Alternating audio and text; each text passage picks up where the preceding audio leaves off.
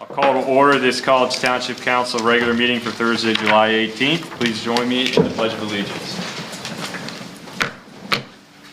I pledge allegiance to the flag of the United States of America and to the republic for which it stands, one nation, under God, indivisible, with liberty and justice for all.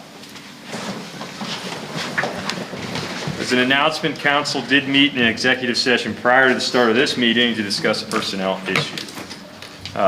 This time I'll open the floor to public open discussion. As for any items not listed in tonight's agenda, ask that we limit your comments to 5 minutes, and just go ahead and, if you have anything, please come to the podium in the room. And then it doesn't appear like there's anyone online either, right? Okay. Please just state your name and your affiliation, please. Hi, my name is Mike Negra. Okay. I'm a 40-year resident of the Center region. I'm here representing Center Elite Gymnastics as a employer for Allegheny Strategy Partners out of Pittsburgh. What we're asking for, and I've given you some I'm sorry. This is Candy Weeder. Hi, I'm Candy Weeder. I'm with Bennett Williams Commercial. I've been a commercial real estate agent in Center County for about 11 years. So, long story short, what we're asking for is to request College Township to add the indoor recreation use to the Dale Summit zoning. It's already been looked at in the Dale Summit Area Plan Report on October 6th, that was published on October 16th, 2023. I've given you a copy of RO-2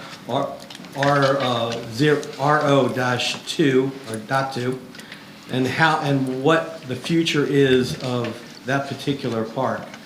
So when you look at what's happening in the real estate world around State College, there's certainly a lack of availability of approved properties that aren't zoned commercial for a thing like indoor recreation. You talk about quality of life in indoor recreation, keeping kids off the street, making sure that they're fit. What that brings out in what that brings out in kids. There's so many benefits when you look at indoor recreation as a whole, and then you start talking about what's related to Center Elite Gymnastics, and the fact that it's a locally owned and operated business. You have 35 jobs. And I've listed all of those for you. I'm not going to read them verbatim. I've tried to give you that information.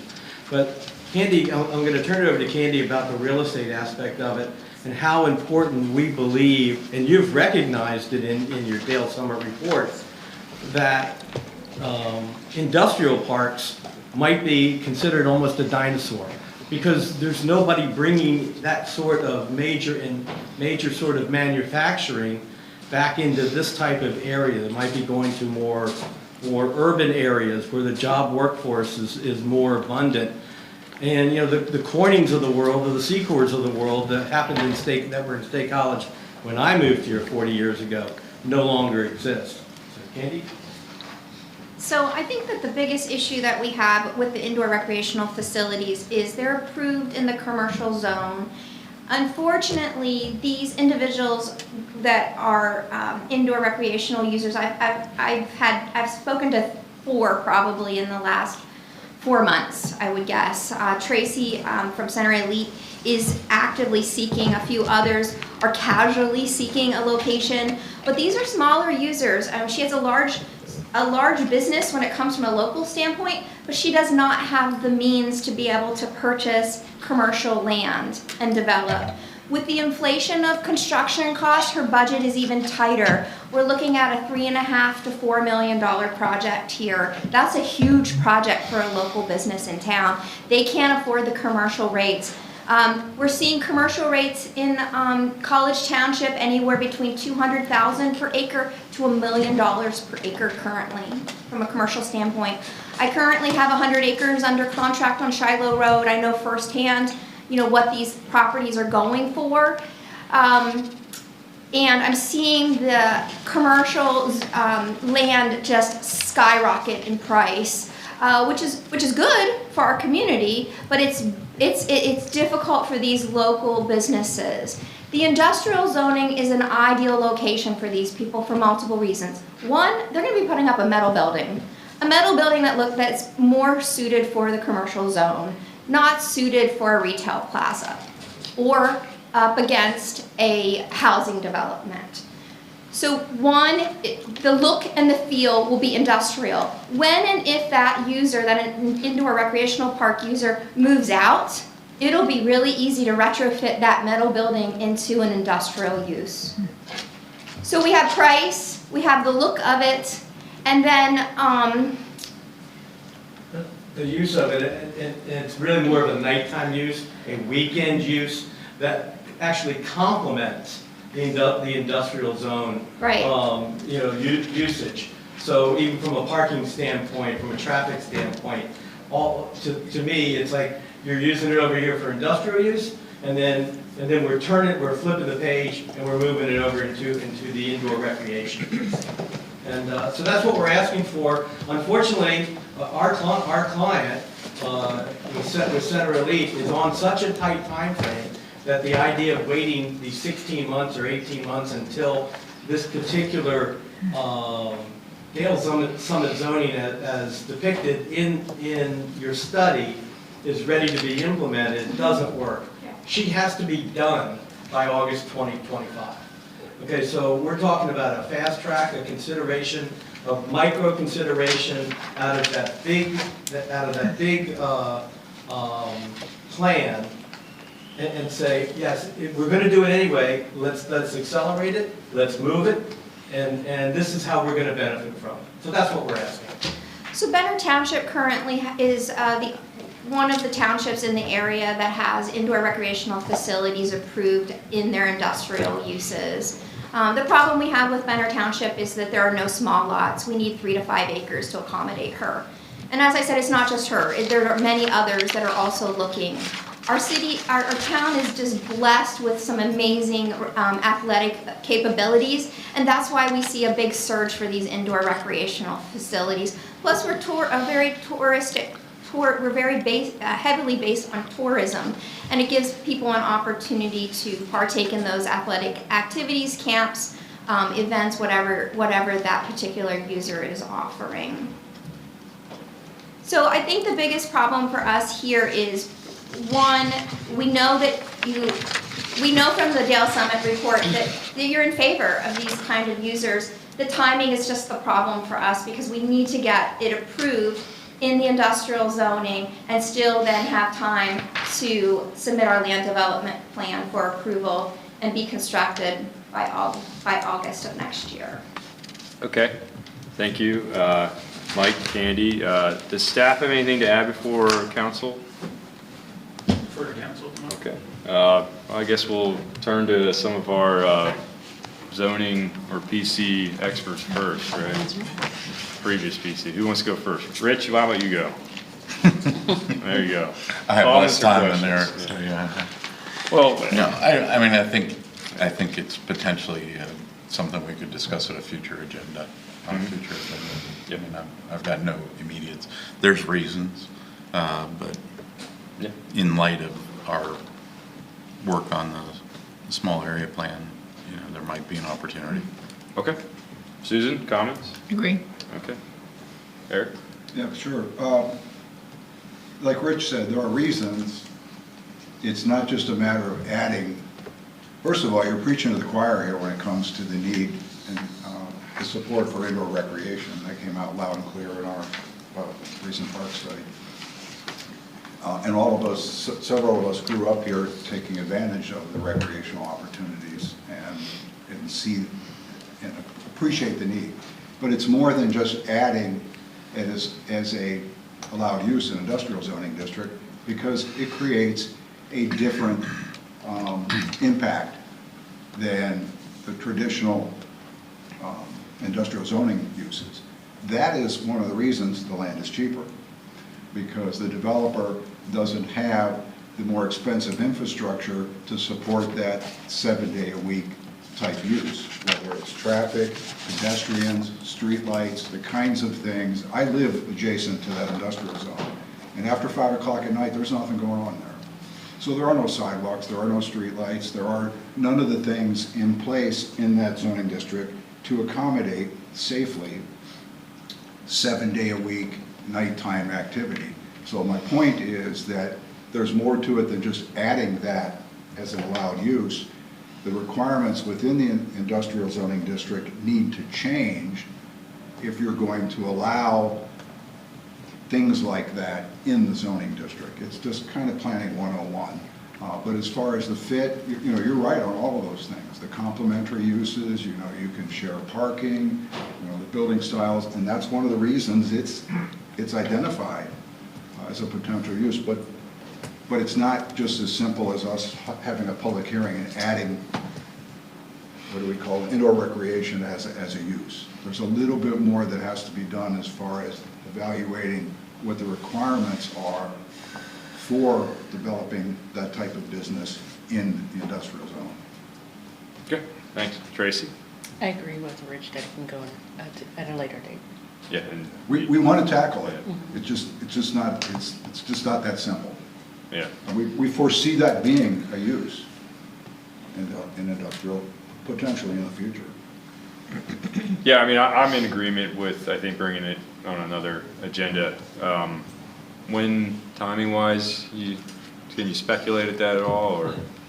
For recognizing particularly the points that Eric raised, that this would take some evaluation by staff to take a look at what ultimately would need to change within the ordinance to allow, to accommodate that use. I'd probably say the earliest at this point, and I'll look across the table and see if Lindsay cringes, is the second meeting in August. Does that seem reasonable? At the earliest. One of the things that we would most likely do is also tap into some of the expertise that we have with our consultant. One of the things we built into their contract was interim zoning changes. So this would fit that piece of their contract. So it would be a discussion point that Lindsay and most likely DPZ would take some work and then bring that back to you. So I would be looking most likely at the August 15th meeting. Okay. Is there, with that, I would just say, I didn't get a chance to read over all this, but if there's any particular parcels, specific parcels or anything like that out there that you think about, right? Our staff is very well known for being very easy to work with and very approachable, right? So, please do, work with them as they try to evaluate this and analyze this. It'll give us the best opportunity to meet your timeline to make the most informed decision as soon as possible. I appreciate your time Yeah. and consideration, and you all have my card. If you need to reach out and we need to talk or sit down or whatever it takes, Mark and I have talked a little bit, and we'll continue to we'll follow your suggestions, and again, we appreciate your time and effort towards it. Okay. And I still have my little paper Mike's video card from the early 80s. All right. I'm not going to hear it about lifetime membership, am I? Although it does say that very clearly on the All right, thank you. My brother, Do we have anything else for public open discussion? Okay. Council, did anybody wish to add an agenda item? no. Okay, so we'll move on to our first special presentation for the library annual update. That's from Kimberly Fergola. I have set here and I'll share it. Jen has some slides. Okay. While she's pulling that up, I'll introduce myself. Thank you for having me here this evening. I am Kimberly Fergola, your appointee to the Flow Center Region Library Board of Trustees. Next slide, please. When I come here, I always follow the same format. So I give you an update on how your residents are using the service. And I hit a couple things that you might not know about the library. This time will be two. And then I try to respectfully not take up too much of your time. So there's the format, same every time. Next slide. So the residents' use is up slightly. It is very similar to last year. Not enough to bump any of the hierarchy of usage, which is there on the right. So Ferguson is the biggest user. You can see there that College Township is the fourth of the 5 members in terms of usage. Physical usage is up some, digital is up a bit more. That has definitely been the trend since the pandemic. Like, people are definitely going more digital. Also, the remote returns. Weist is looking like it's going to end this year a tad bit down, but Nittany Mall return is getting a lot more use than it was. The speculation is that could be because of book club participation at the mall, at the senior center. Next slide. Okay, first of the two things you may or may not know. So there's of course a summer reading program at the library. Every library has one, right? Ours has about 2,300 participants, and it's broken down into these 4 categories of children and babies, teens, and adults. So like I said, all of that together comes to about 2,300 people. They participate been May through mid-August.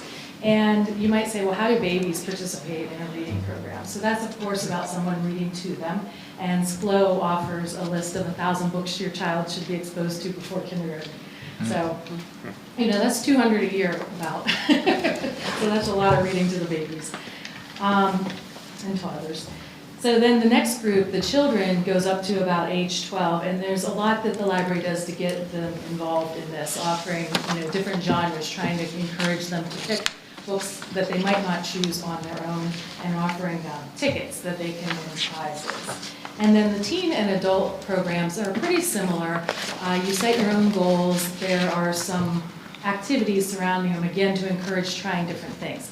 So for instance, there's book bingo, and to cover the spots, one might be, pick a title that starts with a W, or read an autobiography, or read a book published in this year, things like that to make people expand their horizons from reading the same thing that they always choose. And scavenger hunts, other activities like that. And then there's widespread community support for this program. There are over 50 businesses in the area that donate to these prizes, and it is from entertainment to classes to restaurants to retail. It runs across the board. So there's some pretty good things that people win by participating and logging their reading. Next one is BookFest PA. So this happens annually during Arts Fest. There is BookFest for the state. We host it right here in Center County. There were 23 authors, illustrators, and vendors this year. And, they give speeches, you can interact with them, they do readings from their books, etc., have booths set up. And in addition to that, though, there are other activities. So there is a book sale that goes on, there are some crafts that happen, and even like a costume contest, so other things to bring people in to participate in BookFest. And this year there were over 3,000 participants. And next one, I guess I had three things to tell you about, in case you didn't know. So just a little bit about the Board of Trustees. So there are 9 seats on the Board of Trustees. 2 belong to College Township, 1 is new. I'm sure you're all aware of this. They are 3-year terms with a maximum of 2 years. I personally am in the 5th year of the 6-year maximum. And then, just like the township or COG or anywhere, there are all these committees listed on the right that people on the Board of Trustees then split up, and we all participate in 2 or 3 of them. The ones I have been on are Finance, which I've chaired annually, and then the Federation, which rotates chairs every other year. Now, I'll talk about that rotation here. What is the Federation? So, the library structure is set up to represent the whole county. So the Federation is a combination of SCLO Library with Lisa Collins as the director, and then there is the Center County Library and Historical Museum that is all the other libraries together, and they have their own director. And that represents, like I said, Bellefonte Library and the Historical Museum there, the Center Hall Library, Phillipsburg Library, and then the Bookmobile. So 3 things you may or may not have already know. And last slide. This is the short and sweet part. Are there any questions? I learned something. Yeah, council, please, comments, questions. Susan. Kimberly, thank you. Thank you for the report. Thank you for what you're doing in supporting the library. I know that a substantial portion of our COG contributions from the municipality go out and support the library system, but I think that's really important because I think a well-educated population and community does better. So I really appreciate the services of the library and your service to the library, so thank you. Well, thank you, and I should have included that. Thank all of you for the contribution. That should have been number one. I missed it. You didn't miss it. Not at all, and really appreciate what you do to support everything that Lisa and everybody are doing at the library. Thank you. Tracy? I agree. I thank you for your support and help. And I just got my library card a couple weeks back from moving here 4 years ago. I know, don't get me, but I just did it. But I appreciate the program. That's great. You'll find all kinds of neat things. Yeah. Thank you. Well, you know, I've said this last year, I'm a huge fan, big supporter of the programming and the staff, and to the extent that the board of directors sets the policy that results in that, thank you. And just following up on what Susan said, I think in our COG discussions, the Squirrel Library is one of the least discussed and debated formulas and contributions. And I think the reason is, as Susan said, everybody benefits. I'm not a fan of dividing up the contribution or the board membership based on counting users, because like Susan said, the entire community benefits. You know, it's the high tide and raising all the boats. So having said that, does the state mandate a 9-member board? Ooh, they mandate a board. I don't know if they state that it has to be 9 members or not. Okay, I didn't mean to put you on the spot, but we had a discussion a few months back about the board makeup when this thing came up that we were getting an extra board member. And I made the comment, which should come as no surprise to you, that I think the makeup is overcomplicated by having to chase those numbers every couple of years and then re-allot board seats based on direct usership, when in fact what Susan said is exactly right. All 5-member municipalities benefit from the library, invest in library, regardless of how many users they have. So I'd like to see us, to the extent possible, move away from that if the state doesn't require 9 members. Not something we're going to probably ever get to, but I just wanted to let you know that we had that discussion. And we just thought the 9-member board was overthinking it a little bit. We're happy to have a second member. Yeah. Thanks. Rich? Right, so the question was, what are your thoughts on having a peer on the board? I think it's great. I mean, there's all those committees. It'll help split that up. We do have trouble with everybody serving on all the different committees, so it would help with that. I don't see any problem with having another person there. Good. Any feedback on, we lost Half Moon out of the equation? Any other shoes dropped as a result of that, or No. just it keeps going on? Yeah, it just keeps going on, and there was of course a board member that was out there who was very active trying to get that to continue, and the library supported that and sent all kinds of effort into maintaining Half Moon as a member. There are also a lot of their own residents out there that are not happy the library's gone. They actually had the pilot program for the locker drop-offs, which was really pretty cool. I think that could work a lot of places where somebody would order their books, they're left in a locker with a code, just like you pick up an order from a store. Yeah, it would be nice if they came back. Sure. Yeah. We hope they will. Not the first time a member fell out, but not quite this hard. You mentioned the lockers.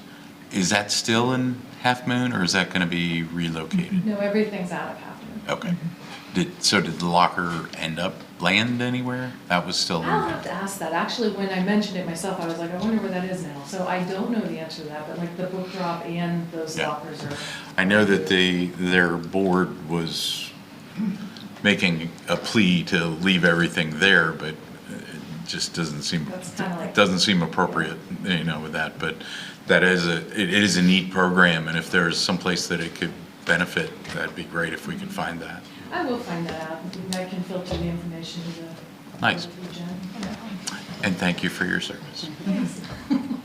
I'll just send out, yeah, thanking you for your service. We'll say that, my family's always been a huge fan of the library here. Been members ever since we moved here, all four of us, so we're in there quite a bit. There's library slips laying all through the house on the floor, but thank you so much, yeah. I always pull those out right when I'm leaving and leave them in the recycling there. So Yeah. don't have to be all over your house. Shake my fist every now and then. Well, you can use them as bookmarks. Yeah, they do, but then they fall out. Right. All right, well, again, thank you all for Thank having me you. here this evening. Okay, so special presentation number 2 for UAJA annual update, David Lipinski and Frank Bellot. Thank you very much for the opportunity. Frank's with me. He's new on the board. He was just appointed by you this past year. And Corey Miller, our executive director, is here if we have any other questions. UAJA is charged with protecting the environment and the people, and to do it in the best economic and efficient manner. And to do this, quite often you have to fix things. Some things, no matter how good they are, will wear out, need to be updated. An example which we passed out to you, a little more detail on some of these things. It's the Scott Road pump station, had to be completely replaced. It was past a point of where you could just fix things. Well, you also want to improve how you operate. And one of the examples, many years ago, we used to disinfect with chlorine. Very effective, but could be dangerous. We went to UV, and that is very effective. We're now transitioning to ozone, which is less energy intensive. Now we're having little problems with the contractor and all that. That's a year past when it should have been done. But during that whole time, we've maintained the safety of the effluent. So even though we don't have this done as quickly as we want to, we're still protecting the environment that way. We're also trying to be innovative, and innovative in a sense to be able to keep costs down for our operation and for our ratepayers. One of the major things, if you drive by our location, you're going to see not so much construction as destruction, as several of our older buildings are being torn down that were part of the compost operation, which we started composting many years ago to stop sending stuff to the landfill, sludge, and it was a benefit to the people to use it. Well, things change over time, and we're going to be transitioning to a different type of digester, which will give us a biosolid, and it'll be a product we can utilize. But it's also going to give us biogas. And that gas can be captured to be used to reduce our energy consumption. And again, keeping costs down. Now that project is a significant one of over $60 million, and it'll be going over the next couple of years. But during that time, we maintain the proper operation of the plant. Now also within that is we've been talking to Center Region Solid Waste Authority about possibly having some of their organics be brought over to us to be digested, to produce gas, to be utilized by UAJA. So we're looking to try to reduce our impact on the environment. And of course you see the solar collection we have, the 2 different operations. One has reached a point where it was originally done as a lease purchase agreement. We are outright purchasing the first half of that point, which again, by the purchase point, we now get the full benefit of the solar to keep our costs down. We're also looking to where do we have to serve and how do we have to serve in the future. There's 2 areas that have possible development and affect our operation. One is Meeks Lane, and there's a special study in process for that, and that's Patton Township and that whole area up there. And the other one is right outside your windows, because we have to have a special study on the sewer line that goes through right along Puddintown Road. That's generated by the increased flows coming out of the borough.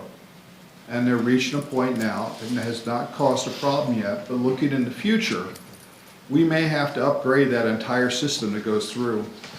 And given that that's Millbrook Marsh and that, we're very sensitive to how will it affect the environment and what is the most economical way of doing it. So that's a study that's in process right now. I believe that one has just been sent out for review on that. And if we're talking about money, there is still an ongoing issue with the borough where there's a difference on how much they should be paying or not be paying. Well, we're in mediation at this point in time. We're trying to avoid a long-term court aspect to it. But because we had to we were not getting enough income from the borough after they chose not to pay the rate we assessed, is why we've had the last 2 years of some rate increase for everybody else to maintain our reserves. Again, we hope this will be solved in the near future and something that's amendable to everybody involved. And also not tied to the borough issue, we've also have a study going on of looking at our complete rate study of how do we assess people to make sure that we're doing it in a fair and equitable manner. And there were some questions raised over different times about how should commercial be assessed versus residential. We're paying right now a consultant to do some research on that matter. We haven't got any complete documents back from them, but again, it's looking to make sure are we being fair and we're being equitable.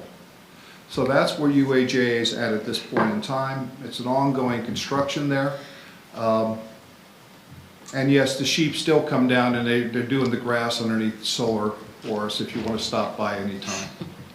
So with that in mind, I'm open to questions, and if either Frank or Corey want to say something. But again, we appreciate the chance to come to you and to keep you advised of what we're doing. Okay. Council, Tracy, why don't you start us out? I don't have any questions. Okay. Eric? Sure, and you appreciate coming. I personally appreciate all the time and effort and expertise that you and Walt and now Brian, is it Brian? Right. To put in. A couple quick questions. So we deal with the borough and Penn State stormwater down here by Clasters, and now we're downhill from their increased sewage capacity? No, it's all right. Well, if you put these big buildings up, it's got to go somewhere. Yeah, I understand. It's good sound planning, density should be where. The issue with the borough, it sounds like the rate increases were a cash flow issue if you're going to preserve your reserve. Does that mean if it gets settled, there might be a rate adjustment in the other direction? I couldn't speak to that at this point. It just depends on what the adjustment would be and what the ongoing costs are. Okay. Well, I would point out that we had gone 10 years? 2014. Yeah, the previous rate increases were like 8 years before. With all due respect, I was arguing for rate increases earlier. I've been in that situation in an authority where you debate that for many years. And it was a question, not a complaint, because when you say the rate increase is the result of that, then the natural follow-up question is, what happens when it gets resolved?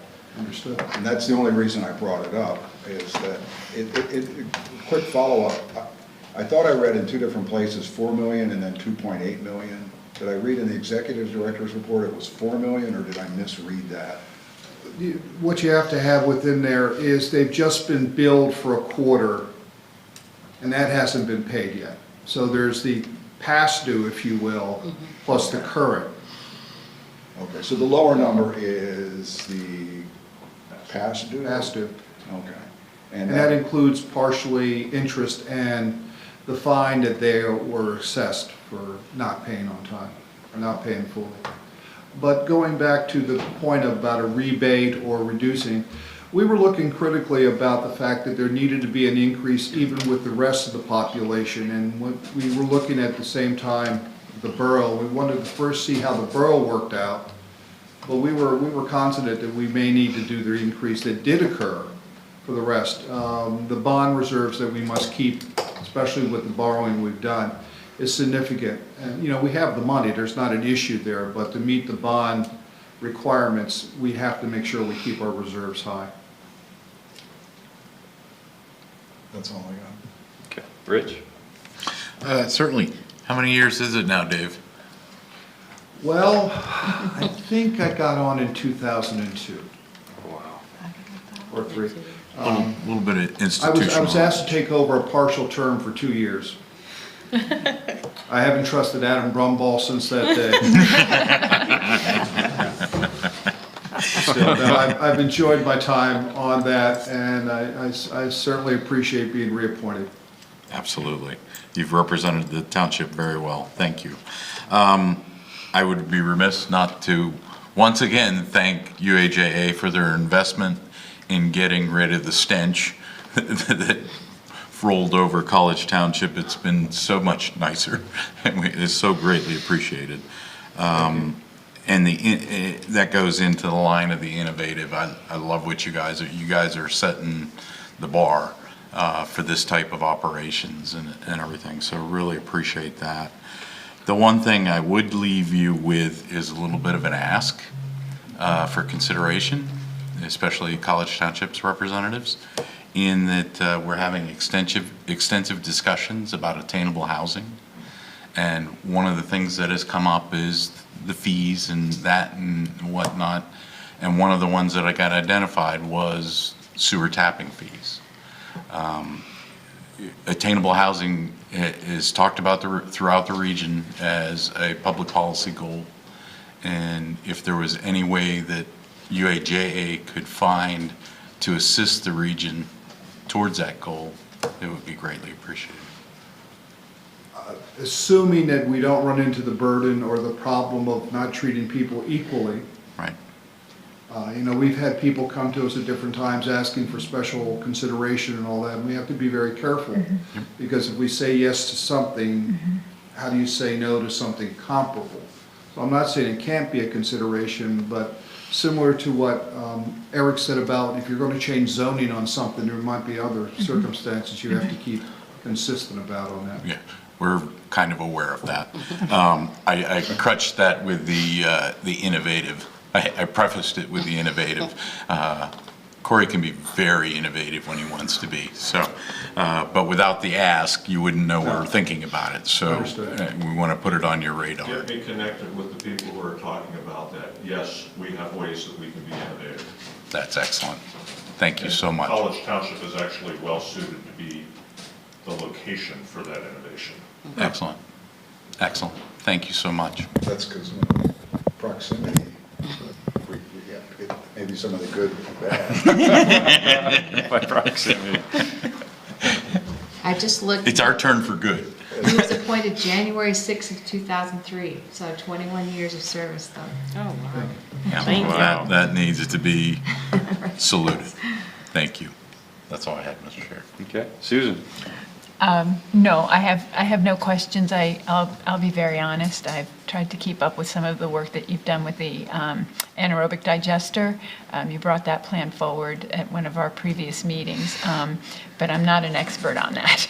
So I trust the work that you do, and I thank you for that. And I thank Frank for coming on board this year and taking on that responsibility as well. And thank you, Corey. And I appreciate your willingness to consider being innovative around attainable housing. That's important for us. And I used to live in Independence Place, and that was before the change in the odor. So, but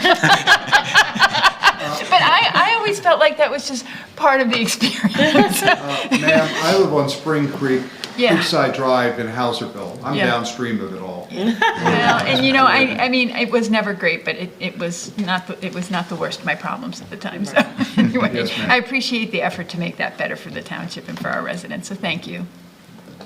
Okay, well, Dave and Frank, thank you for your service. Corey, thanks for coming by. I just want to commend the innovation too. I mean, the consistent, continuous improvement, and driving forward and doing the best, as well as, I hear you guys, do tours and stuff of all the type of things you do. So, I mean, that's great, sharing that with, the community and those folks that are helping to fund that innovation and using, things wisely. So thank you. Okay. Before I step away, Corey, is there anything you wanted to add to what I already said? Frank's already told me he's not going to talk tonight, so. I'll put in a plug. You opened the door. You mentioned tours. It's been a long time since College Township Council has visited UAJA for a tour. Several of you have never seen us. Maybe it's about time. COG did a lunch and learn a while back. Yeah. But you're talking about just College Township. We will do individual tours. We're not picky. It's important to us, for the elected officials and really anybody, to learn what we do, because then you can get a better picture of how that all fits together with what you're doing. makes a better community. So, yeah, if we have to do an individual tour with each of you, we'll do that. But collective minds tend to work better, so we'd rather do a bunch of you at the same time. Mike, why don't you put that in your notes? Yeah, I have it here. We can work on our end to try to coordinate something with you, Corey, find some dates that work for the That'd be great. council. And Thank you. get it out there. I was sending you your contact form as you spoke. And not to misspeak, did you want to say anything, Frank, because initially you had? I mean, I can. We just did. I'll defer to him and I'm done then. As it was noted, Frank Malott, by the way, the newly appointed member, relatively short period of time on the board. What I can tell you is that I've been very impressed for my professional life. I spent a lot of time doing among executive leadership development, but then a lot of business performance improvement, and particularly with maintenance and operations and heavy industry. And on my short time on the board, I've been very impressed with both the leadership, the governance structure, the discipline, as well as from a maintenance and operations standpoint. The reality is things like this are not very sexy when it comes to competing for limited financial resources. And so I would say that they're doing a great job in terms of the right mix of preventative maintenance versus corrective maintenance.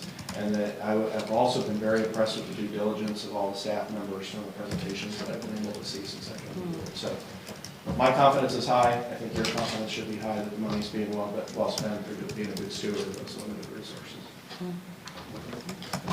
All right. For somebody that wasn't going to talk, that was pretty powerful. That was It's genuine. I've been impressed. So awesome. Okay. Excellent. Thank you. Thank you. Thank you.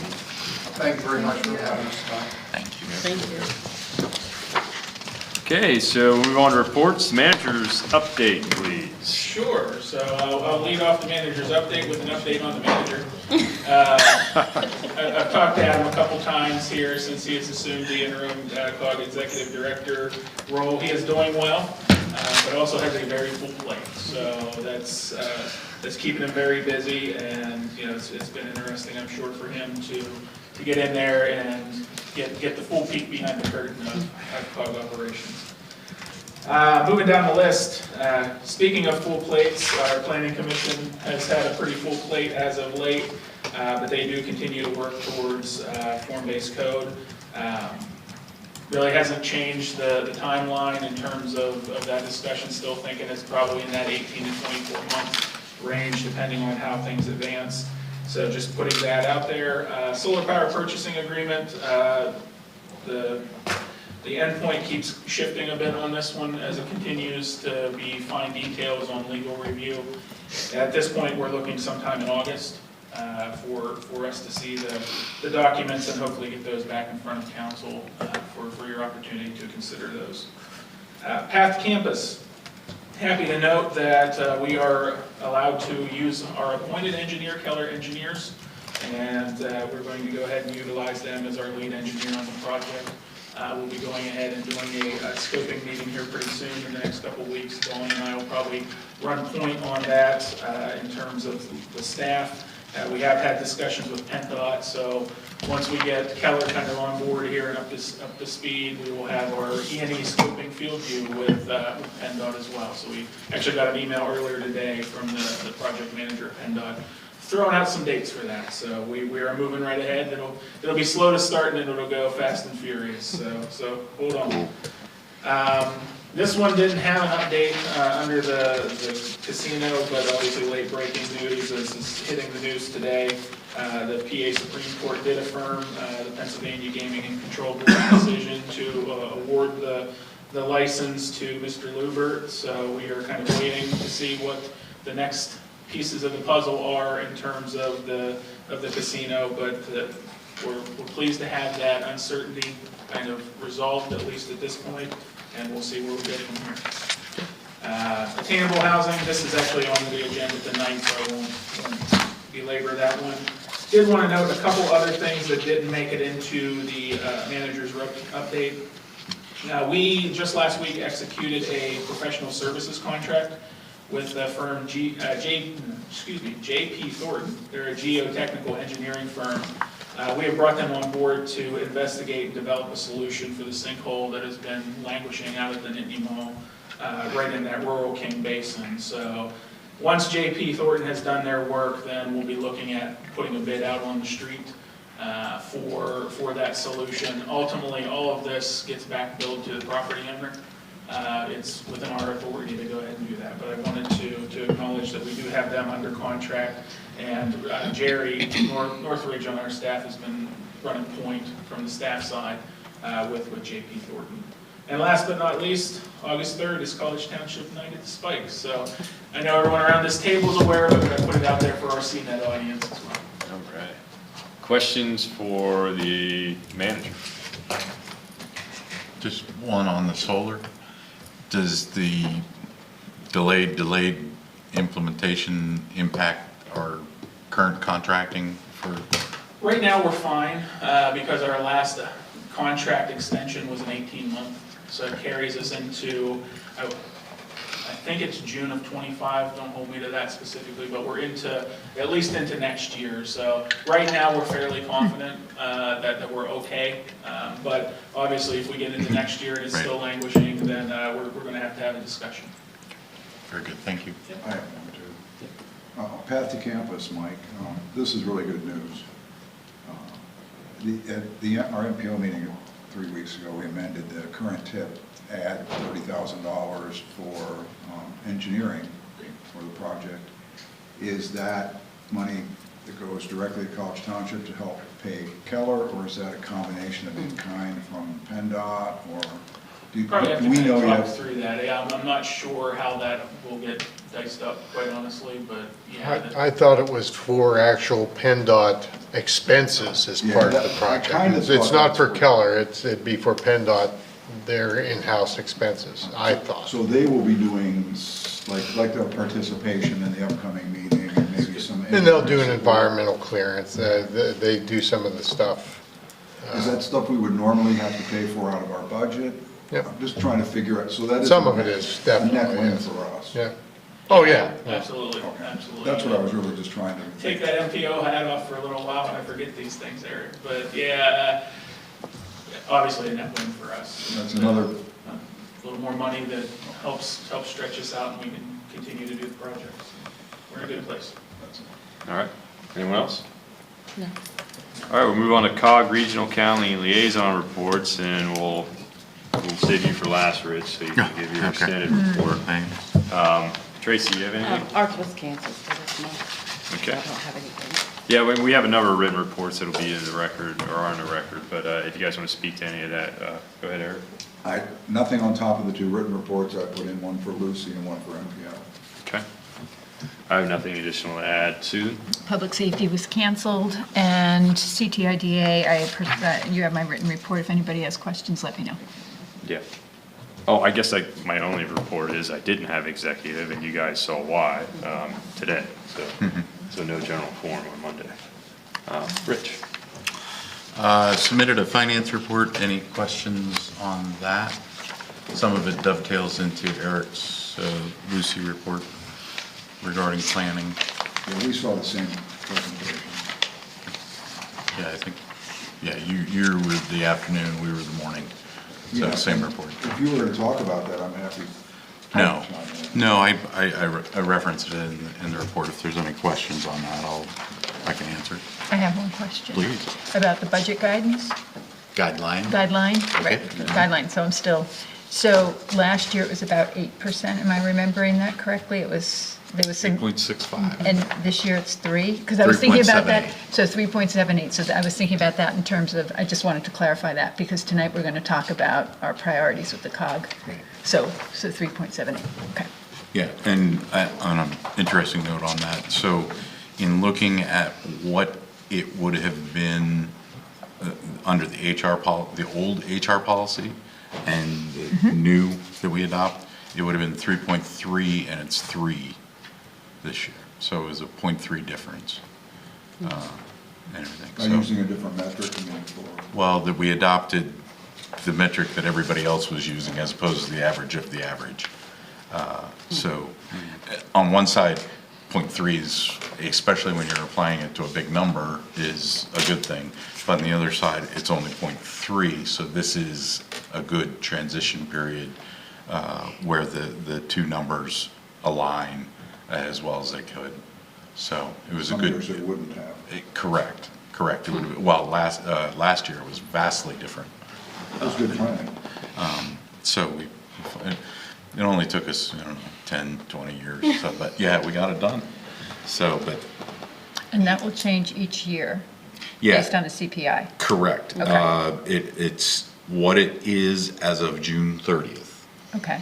It's a point in time assessment of that, and that's the number that get used for the HR policy, as well as the inflation factor in the guideline. There's an inflation factor applied to everything left over after you take out payroll, healthcare, benefits, rent, debt service, all that, whatever's less. It's not a big number after you get all those out. I mean, COG is a very personnel-heavy budget.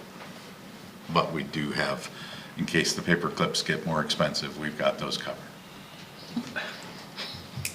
And they will. Of course Yes, they they will. will. All right, your next one? You want to start on that? Sure. The next one is the Parks Gov Governance Special Committee. Need a little bit of guidance on that one. We have a little bit of a, we don't have a good consensus yet on that. There's a couple different paths to follow in that. We're in the stage of setting structure, and one of the ones that is there is the COG committees. You know, currently there's a Parks Capital Committee, which has is supposed to have a very limited scope, but in recent. Limited timeline, in theory, because it was stood up just for the parks. For the regional parks. Big regional parks. Regional parks, and that's a big distinction too, because the Parks Agency does much more than the regional parks. And one of the things that early on in the governance came out was how to handle municipal parks as well as the regional parks and everything. And we've had so many discussions and so many things that build upon each other and move things forward. But if you had to get it at the root concern, is that unlike UAJA that we heard from tonight, we fund the Parks Authority through our budget. And the method that has been used is to do it through the COG budget.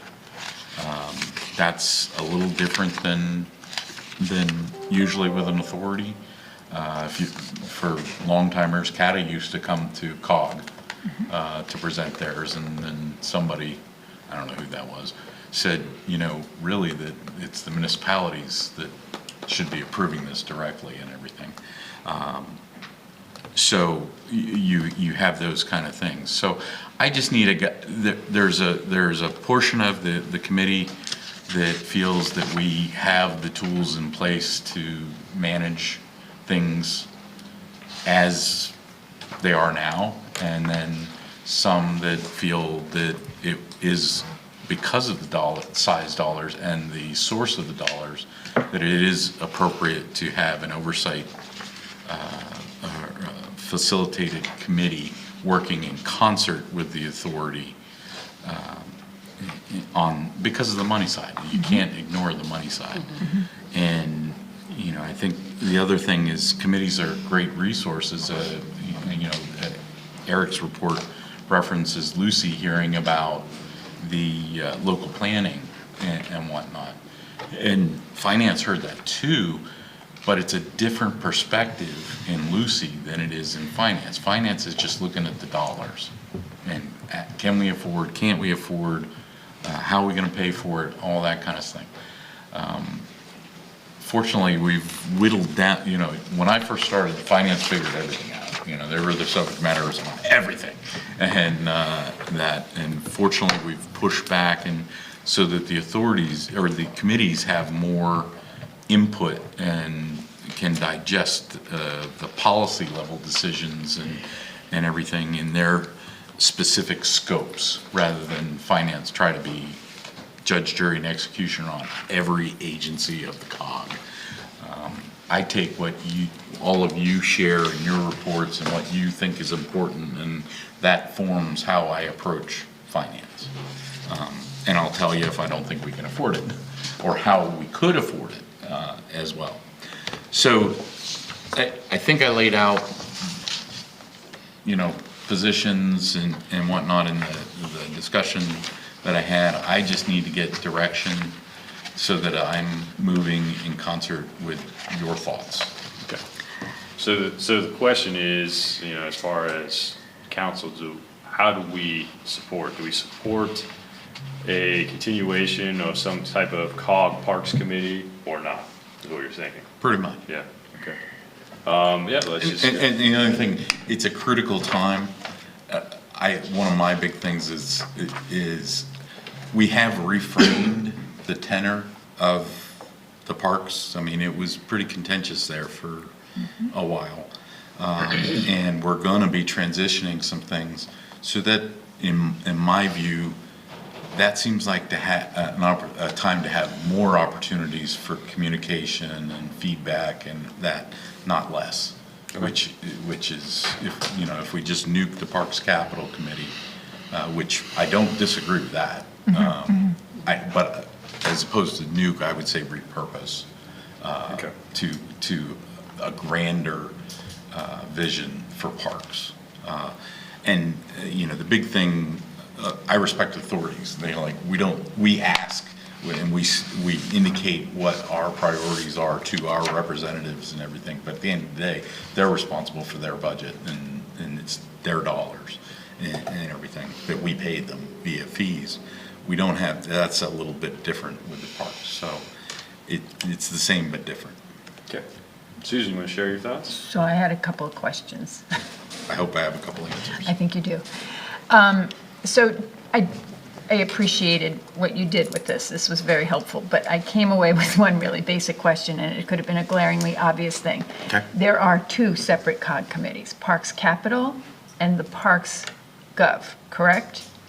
Or are they the same? Because there were... No, yes, okay. So that was confusing to me because I'm thinking now we have two COG committees and we also have the authority. Okay, so there is only one standing COG committee. Okay. Parks Capital. Okay. Parks Governance is a special committee. Okay. That has a very specific tasking, and when it's complete, it goes away. Okay. And so what we're talking about is establishing a permanent COG oversight committee. Yes. Okay. Well, or again, repurposing the Parks Capital. Okay, an right. So not standing establishing, but taking something that right. exists today and then restructuring it in some fashion. And this is Potentially, this is a unique governance and financing arrangement because of the existence of the authority getting municipal dollars. Their money, the Parks Authority gets the money from the COG contributions that we each make, correct? Yes. Okay. Yeah. The reality is the authority's operation doesn't take much money. Okay. It's what they do, what they're responsible. But they are getting money from the municipalities through a COG absolutely. contribution. Absolutely. Right, Okay. and the employees, right, are the staff. Correct, take like care the of Water parks. Authority, as you made the Yeah. point, like the Water Authority, the executive director of our IDA. Okay. Yeah, So, right, and don't forget the staff for parks is Yes. from the COG too. yes, and so it's very confusing. Yes. Yes. And so I've never. That we even- agree on. That's why he's on that committee. I've never even tried to figure this out. I have deferred and trusted your judgment, and the challenge has been for the almost newest member of council to try and figure out who is doing what and why. And I think that's a problem. Because if it's that confusing to somebody who's trying to understand it, looking at how those different groups with different purposes are interacting, it strikes me as you said in the past, referencing something I don't really know the details on, that creates conflict or opportunities for a lot of conflict. Right. So whatever the solution is, I advocate for the simplest. And because there are taxpayer municipal dollars going through the authority, which is different than any other authority that we have. As you pointed out, the other authorities generate revenue based on fees. With So the I think exception of CATA. CATA, yes, Yeah, with the CATA. exception of CATA, Correct. there is a municipal contribution. Yes, to yes, CATA. yeah. Okay, so those, there's other, Library's not an authority. that's a board. So, all right, so I mean, I think there should be some kind of committee, COG committee, standing COG committee that has that relationship with the authority I would just offer, I think. and the agency. I think there's a little post-traumatic stress from recent history. And again, we're trying to reset it. And, you know, what I look at it is the same, you're an advocate for public safety says this is important. You're an advocate for Right. that as a member of that Right. committee. Eric does that with planning and CCMPO. Exactly. HR, et cetera, et cetera. This is an opportunity to create parks advocates. Yeah. And to come back and tell us, hey, this is a good thing and we should do this. And that's what's been confusing to me is who does that, Right. because there's nothing analogous to what we do with public safety. So Right. I think a committee, I would advocate, and for something simple, the committee that was created and then that goes away, that's confusing as well. Right. So, anyway, that's my point. I'll just share next, being on Parks Capital, I guess it's fitting. So I am in favor of repurposing Parks Capital, specifically repurposing, not creating a new one, repurposing Parks Capital and keeping that standing committee into, a Parks, whatever you just call it, Parks Committee. And I would say, having been on Parks Capital for the last few years, I would say it is a bit, it was very confusing coming on to Parks Capital and saying, well, what exactly is my role here? And in fact, when you look at it, the scope is very narrow for Parks Capital. And so when, this year now actually trying to facilitate and, stay within our lane, it's like, we're not really doing a whole lot, right? And, my original thoughts on volunteering to be on Parks Capital is because I wanted to be an advocate for parks, right? Yeah. And I don't feel like I actually have that capacity as a committee member on Parks Capital as much as I would be if, we transitioned to something different. Just in that fact, right, and in the special circumstance. So, yeah, I would support a transition of that part and continuing a standing committee. Yeah. Eric? Sure. Just a point about the CATA example is that it's about 3% of their budget. And the reason that they used COG was just efficiency, because there was already a municipal representative, a bean counter from each municipality, so they could hash out the local share. And then when they would come to the municipalities, it was really just a formality to adopt them. But like Rich said, that's, outside of CATA, everybody else at the University of Georgia, 100% of their expenses are generated through fees or grants. So I thought you did a really good job for somebody who said they really didn't know that much about it, reading this and identifying the inconsistencies that you noted. And I will just say that all of them were identified in the park study that we did, that we employed a consultant to do, and they made all of those recommendations that it be simplified, that we do this and we do that. They identified all of that. The Parks Governance Committee came out of the result of that to try to tackle some of those issues and recommendations that came out of the Parks study, the committee that Rich is sitting on. It's been tough sledding to try to get a consensus on some of those. And as far as the question goes, by the way, great job by Rich on the discussion memo. As somebody who was a part of all of this, I was aware of all of that. But the way he was able to summarize it in a digestible, chronological format, I thought was really impressive. Because I can't imagine where you and Tracy would be without that. Rich said, start with the discussion memo. And I read that and I said, damn, that's good. Really brought everything together. So He set a precedent for what we need to write for each other. But he did. I thought it was a great document. Sorry to interrupt, but yeah. It's worth noting, I think. Yeah. Obviously, the preference is that the authority be able to handle all of this, that the authority members would connect with us on the finance and the budget and be in constant communication with us, but that's not practical or probably realistic. But that would be the simplest, is to just say they're an authority. But that would require the authority members to be here sitting with us during budget discussions and that kind of stuff, and then reaching some consensus. It would require all the authority members to be doing that with all the different municipalities. That's just not going to happen. So the second simplest would be, came out of the park study, would be to reconstitute the authority and include some elected officials on the authority board. And that came right out of the study. That was an example of one way you could integrate the elected officials and the finance discussion in the authority's day-to-day business.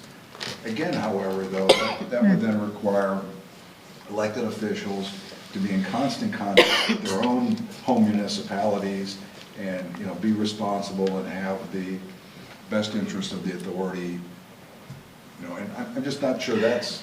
I just want to, I agree with you, I just want to add some examples, right? This is why the Spring Creek Watershed Commission has challenges, right? And why there's alternates, because of that same very reason. And the communication back between... Right, and then, you know, having to serve on your board, then going to the commission and this type of thing. And the council liaison to the CTIDA does not participate in the voting that the authority does.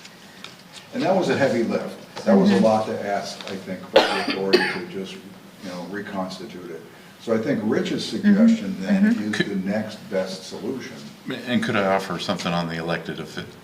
I have always disagreed with that recommendation of putting the elected officials on the authority. And I was simply saying about the next simplest. Right. Addressing the simplest. And the reference that I have used when I talk about that, there's, and this one hits home, there's a reason the planning commission and the council are separate bodies and everything. And I kind of put it in there because, and having, I think, been the only one that sat on both at the same time, and I was in an awkward position where from a planning commission vote, pure planning principles, it was easy. This is what I do. Yeah. Then I came to council and there was absolute reason for me to vote otherwise. But I couldn't in good conscience because I was still sitting on the planning commission as well. So there are benefits to having that separation. Yeah, and I would add to that, I was simply saying the second simplest solution was that. But as Rich noted, now you're putting bean counters on the authority who really shouldn't be directing policy. They're really just there to help reconcile the appetite of the municipality to fund large capital improvements. That's how the Parks Committee got started. So now we're at what would be the third least simplest, but probably the best, and that's Rich's suggestion, is let's stand up, let's repurpose the Parks Governance Committee to meet quarterly or however we decide to do, to just have this sounding board to make sure the authority, some guardrails, financial guardrails as the authority, and then let them do their policy and programming. In fact, I would even go so far if we're talking about, if we're commenting on the proposed Scope, or the, what do we call that one, responsibilities. I would even go so far as even eliminating number 4, jointly review and provide input on staff recommendations of Center Region CRPR's fees and charges for the upcoming year, because honestly, you could roll that into number 3. That's part of the budget plan. You know, I think the staff is best suited for recommending fees and purposes. But again, that's minor, I think, to our discussion today, because that will come. But it speaks to Rich's suggestion that there's a role for elected officials, and then there's a role for authority members, which is much broader on policy. So having a separate subcommittee that just interacts on a quarterly basis, so we don't get big surprises, and when we get to the end of the year and its budget, everybody's up to speed and theoretically supporting the proposed program plan for the authority. if I could offer just a couple, some of the other stuff that has come out through this is how each municipality manages their parks. When I'm talking about municipal parks, and is inconsistent. And through this exercise, we found that some municipalities are subsidizing other municipalities' parks, and everything, which is, if you're talking regional, you know, we don't have toll gates on our parks, but there needs to be some consistency or valuation on that. The other thing I want to bring out is I think College Township's authority representative does a very good job of communicating with this board, especially when there is an item that, hey, I need to know which way you want, as I'm doing tonight, I need to know which way the municipality wants to go. And I think ours does a good job on that. That's not consistent across all of them And either. that's Kathy, correct?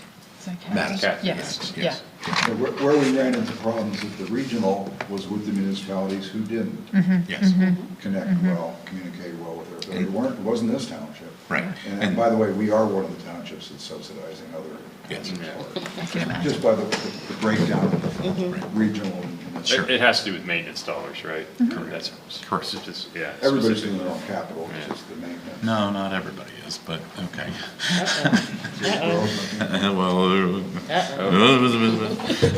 So, but, yeah, there's a consent, and that's actually coming in the next step in the documents and how we manage those kind of things and whatnot. But but yeah, that, I mean, that was the guise of it, and to try to get another opportunity for good communications and everything. I mean, the reality is any of us could go to the authority meeting is a public meeting. Any of us could go to them at any time.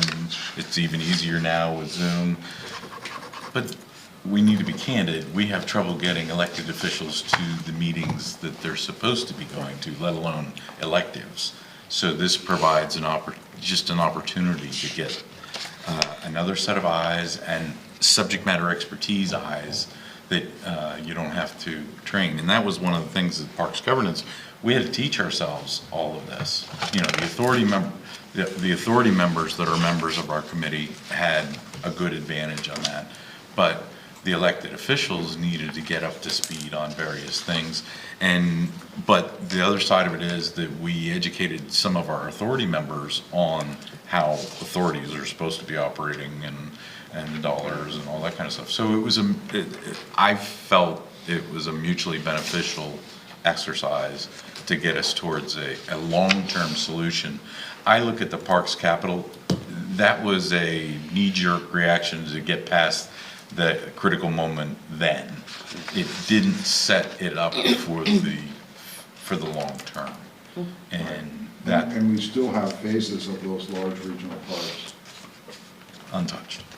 So we need a mechanism for moving forward financially with the authority. Right. If we're ever going to realize those. And I would take it, the simplest is that we had a foundation that could fund all the operations of the I should have put authority. that at the top of the Yeah, list. yeah, that's the simplest. That takes the electeds completely out of it, and other than to appoint the representatives to the authority, and everything.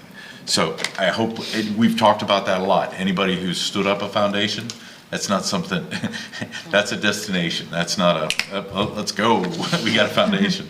But you gotta start somewhere, and that those discussions are being had, and that's what we wanna get to, so that this discussion about a COG committee is moot. That's the ideal, but. Okay, thanks. Tracy? I agree that we should repurpose. Okay. All right. Well, I think we have consensus on that.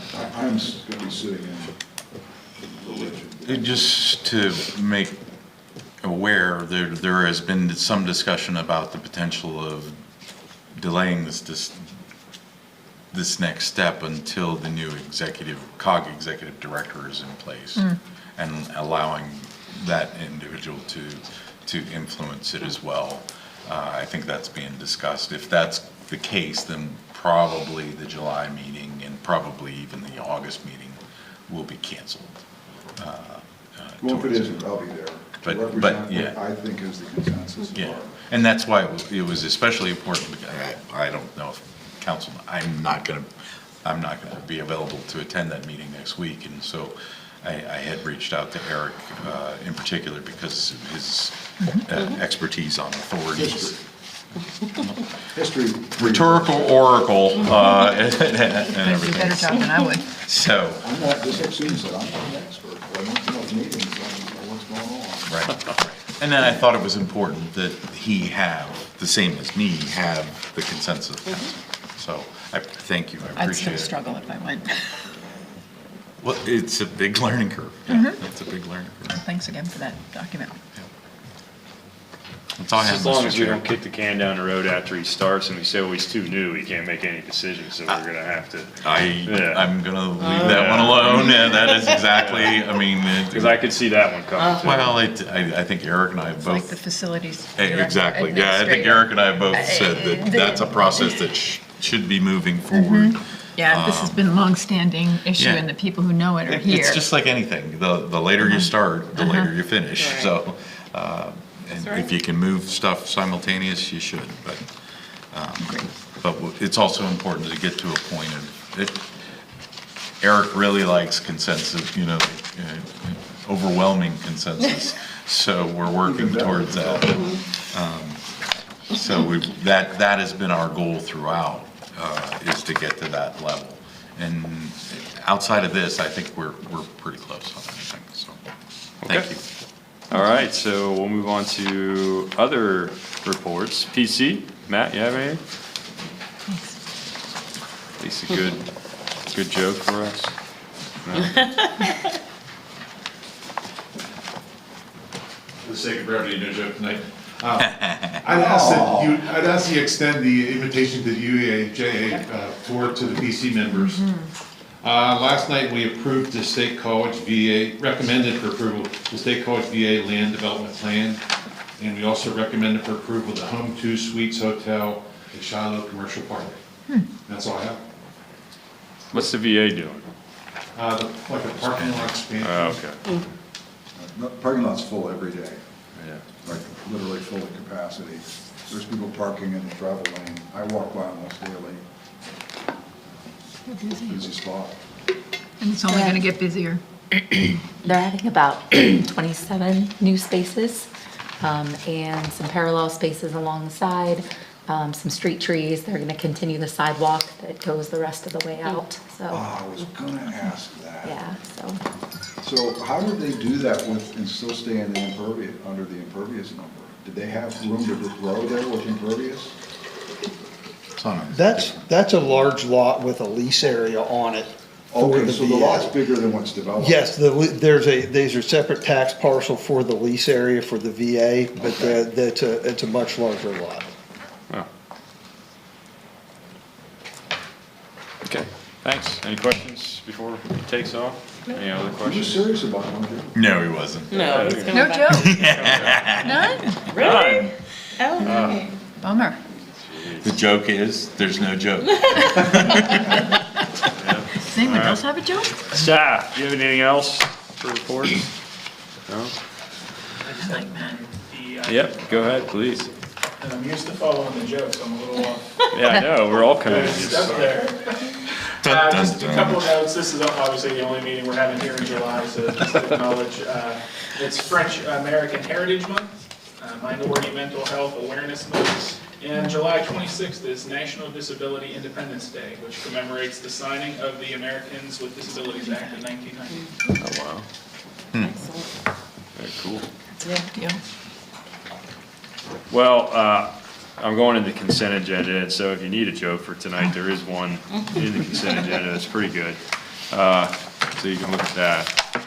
All right, so this evening's consent agenda consists of CA1, which is the approval of our minutes from June 20th regular meeting. CA2 consists of the following. Letter A is an email from Jonathan McVary dated June 18th regarding CATA service to Lamont. B is an email from Emily Reddy dated June 19th regarding CATA service to Lamont. C is a letter from Pantera dated July 9th regarding time extension for Center Hills Country Club to October 29th, 2024. D is an email from Terry Schiavone dated July 15th regarding Shiloh Corridor Development Projects. E is a letter from the PA Association of Sewage Enforcement Officers dated June 17th regarding gratitude for use of CT meeting room for SEO Training Academy. And F is an email from Jonathan McVary dated July 16th regarding CATA service to Lamont. CA3 is an action item approval of Resolution R-24-24, which is affirming the SLO Library Articles of Agreement First Amendment approved at our June 6, 2024 CT Council meeting. Do any members of the council wish to pull any of these items? CA2F. Okay. Anyone else? CA2D, I think that was the Shiloh Road. Yep. Yeah. Okay. Yes. I'm not asking to pull, I just wanted to make a note on one when you're ready. Okay.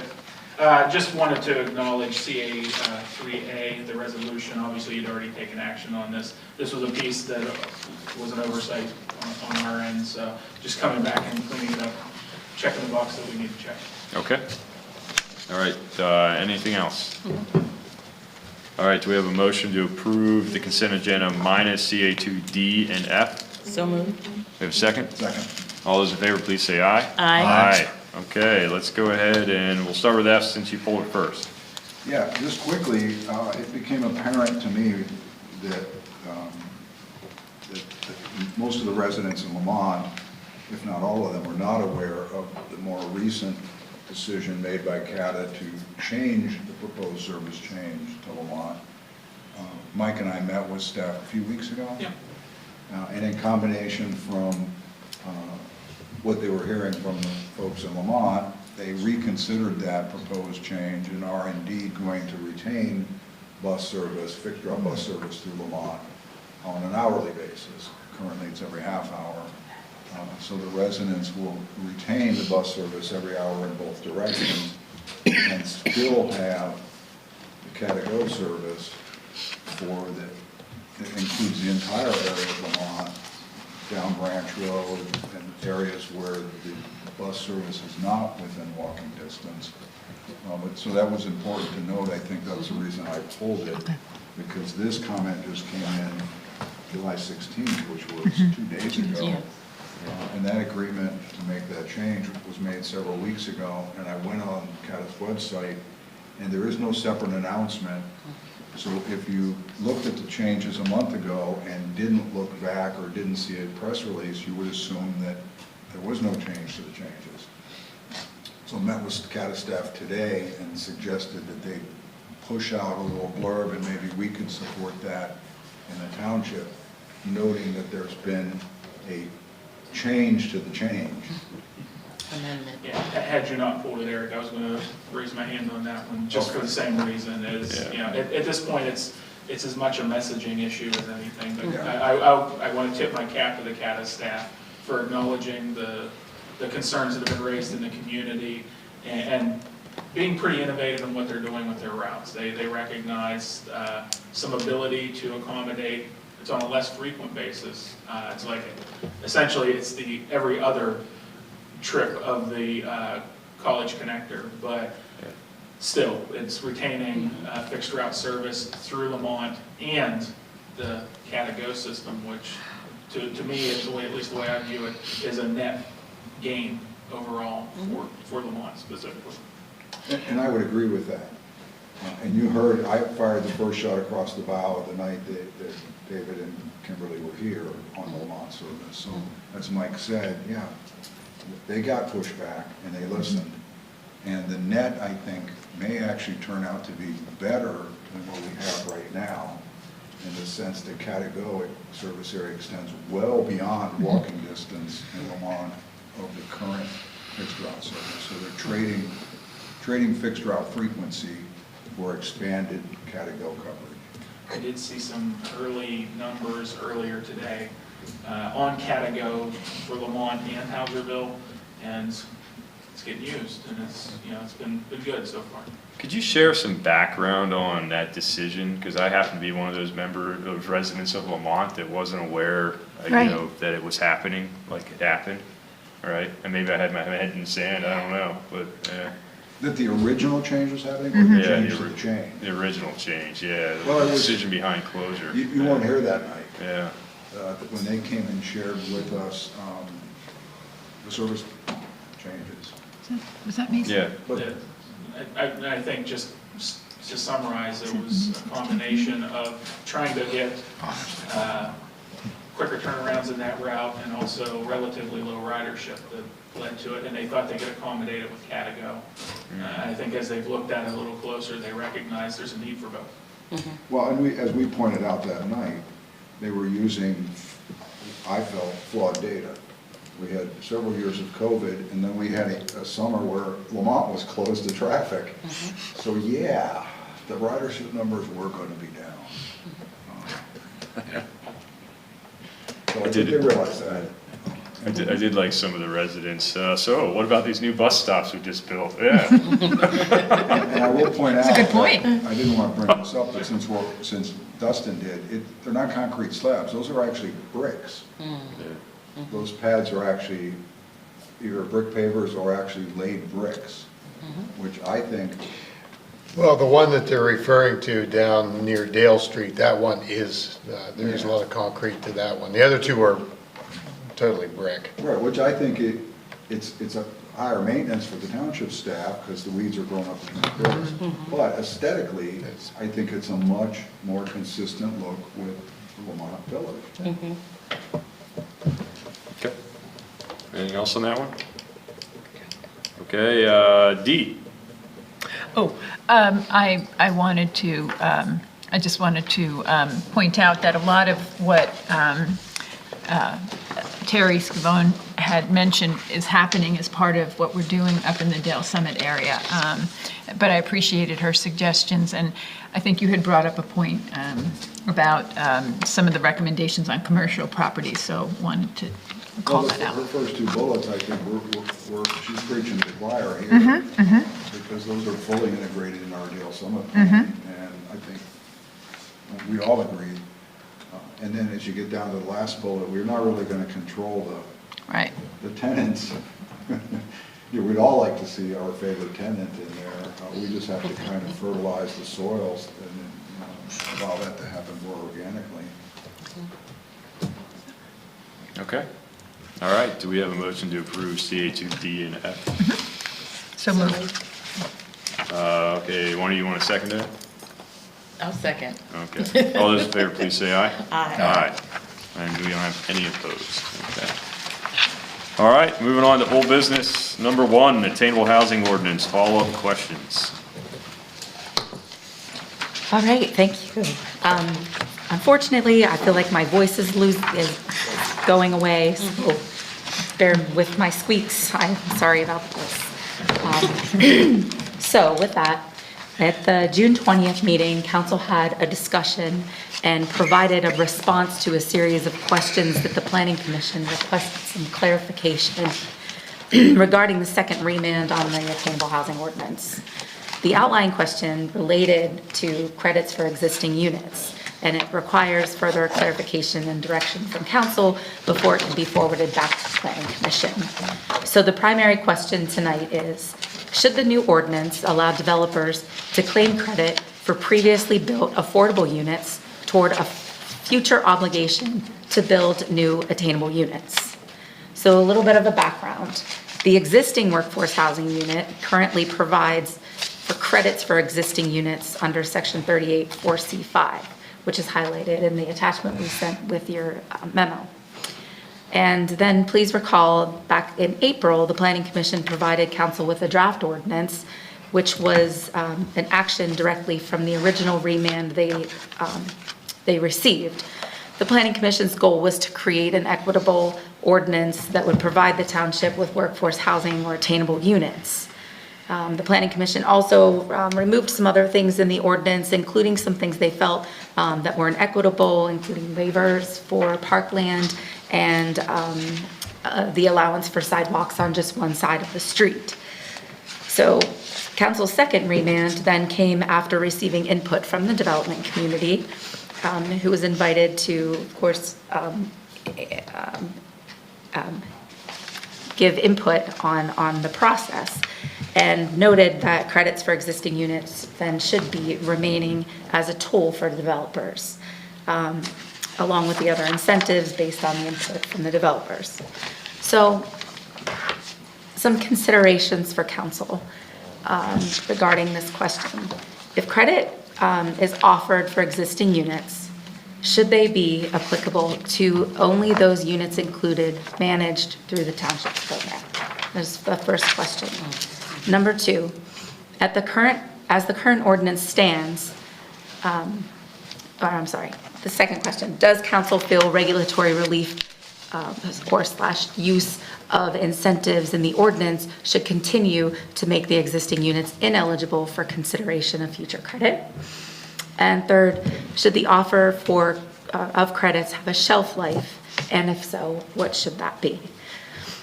Other discussion considerations that took place the evening the Planning Commission discussed this, which weren't brought up in other discussions. They include, should the attainable units built off-site outside of College Township be eligible for credits? Should conversion of existing market rate units to attainable units be a path toward credits for future obligation?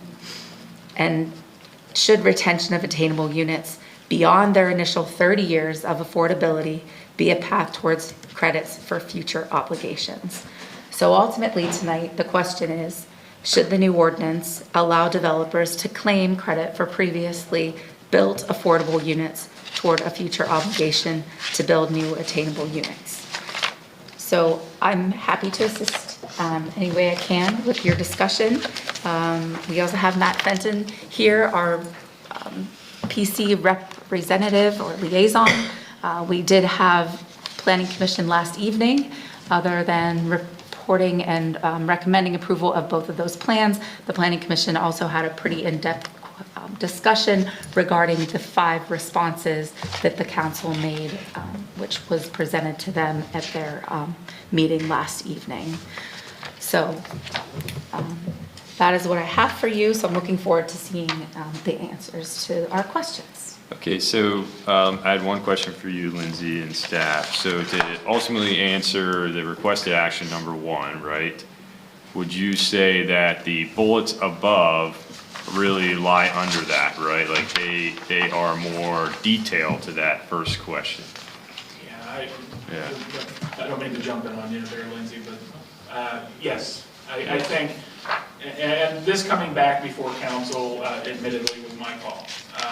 As I went back and kind of looked how this discussion has transpired, I think council has done a good job to a point in addressing this question, but it's been pretty apparent from the discussions that have kind of bounced back and forth between council and TC. TC needs a little more concrete guidance specific to this question, and to fully address it, you know, one, you have to answer the primary question, but I also think you need to toe into some of those details.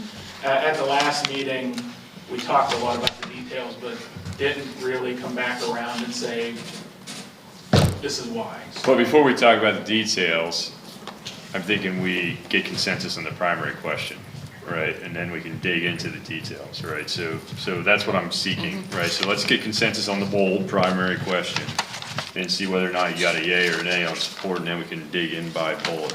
Does that sound like a plan? Can I ask a question before we do that? What is the difference between workforce and attainable? Because I think that's the question that I have. Well, I think there are slight differences within the definitions. For ease of the discussion tonight, you could probably think of them, use them interchangeably. Currently, the ordinance is known as the Workforce Housing Ordinance. Because of a House bill that's being moved forward. They're now referred to attainable housing units.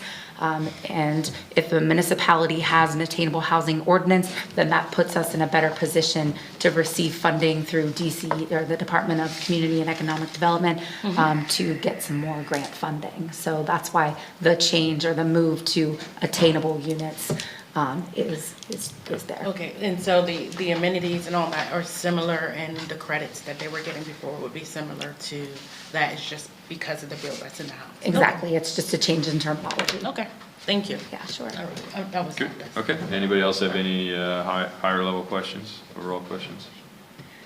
Okay, so how do we feel about, should the new ordinance allow developers to claim credit for previously built affordable units toward a future obligation to build new attainable units? Can we get consensus on a yes or a no on that? Tracy, you want to continue? Why did you start with me? Well, I think yes, but I think there should be a number attached to it. Okay, so that's the details we can dig into, okay? What about you? Yeah, it's the same thing. And I would say that I think those leading bullet points, you walk through those, they help you decide on number one. But you can do it the other way too. Is that we're gonna go back to those. Yep, we're going back to it. Yep. Yes, under certain conditions. Yeah. With certain conditions. Yeah. Right, okay. Rich? Yes, every tool available to create or retain units, actual units, there needs to be guide rails for that. But conceptually, yes, absolutely. Anything that will move forward, be able to use as a tool to get more units. Okay, Susan? I'm not ready to say yes. Okay. I think my concern is that as we reviewed this, a lot of what we remanded to PC back in November, we've taken a lot of that back. So the original remand letter definitely emphasized the importance of, I'm looking at it now, promoting private sector investments in affordable housing. So I think that's very important, and I still think that's important. And to your point, Rich, I think what we need to do to get those attainable units into the stock is important. But my concern is, in one of the matrices that we've looked at, one of the feedback points that we got from the community, the development community, was the first point, which was the current ordinance is, why change it? It's strong, but we're responding to trying to get more into the stock. And now the ordinance that we're sending back to PC looks more like the original ordinance. So that is my concern, that in terms of some of the things that we had asked of PC originally, we've walked back on those things. So I would like to throw that out for deliberation and conversation. I think that's important because I would like your perspectives on that. As far as the credits go, I'm not opposed to the credits. I think what you said I'm more in line with, Rich. But again, I'm concerned that if we do that, how does that look? It's very complicated. As I've talked it through with members of the community, I often leave the conversation thinking I understand, but as I go back to my notes and do the reading, I'm more confused than ever. So it's important for me to really understand what we're talking about here. When we talk about credits, are we talking about credits for current units? If you've gotten credit for one thing, do you get, additional credit? Not wanting to discourage development and getting those attainable units into the stock, but I think we have to have that conversation.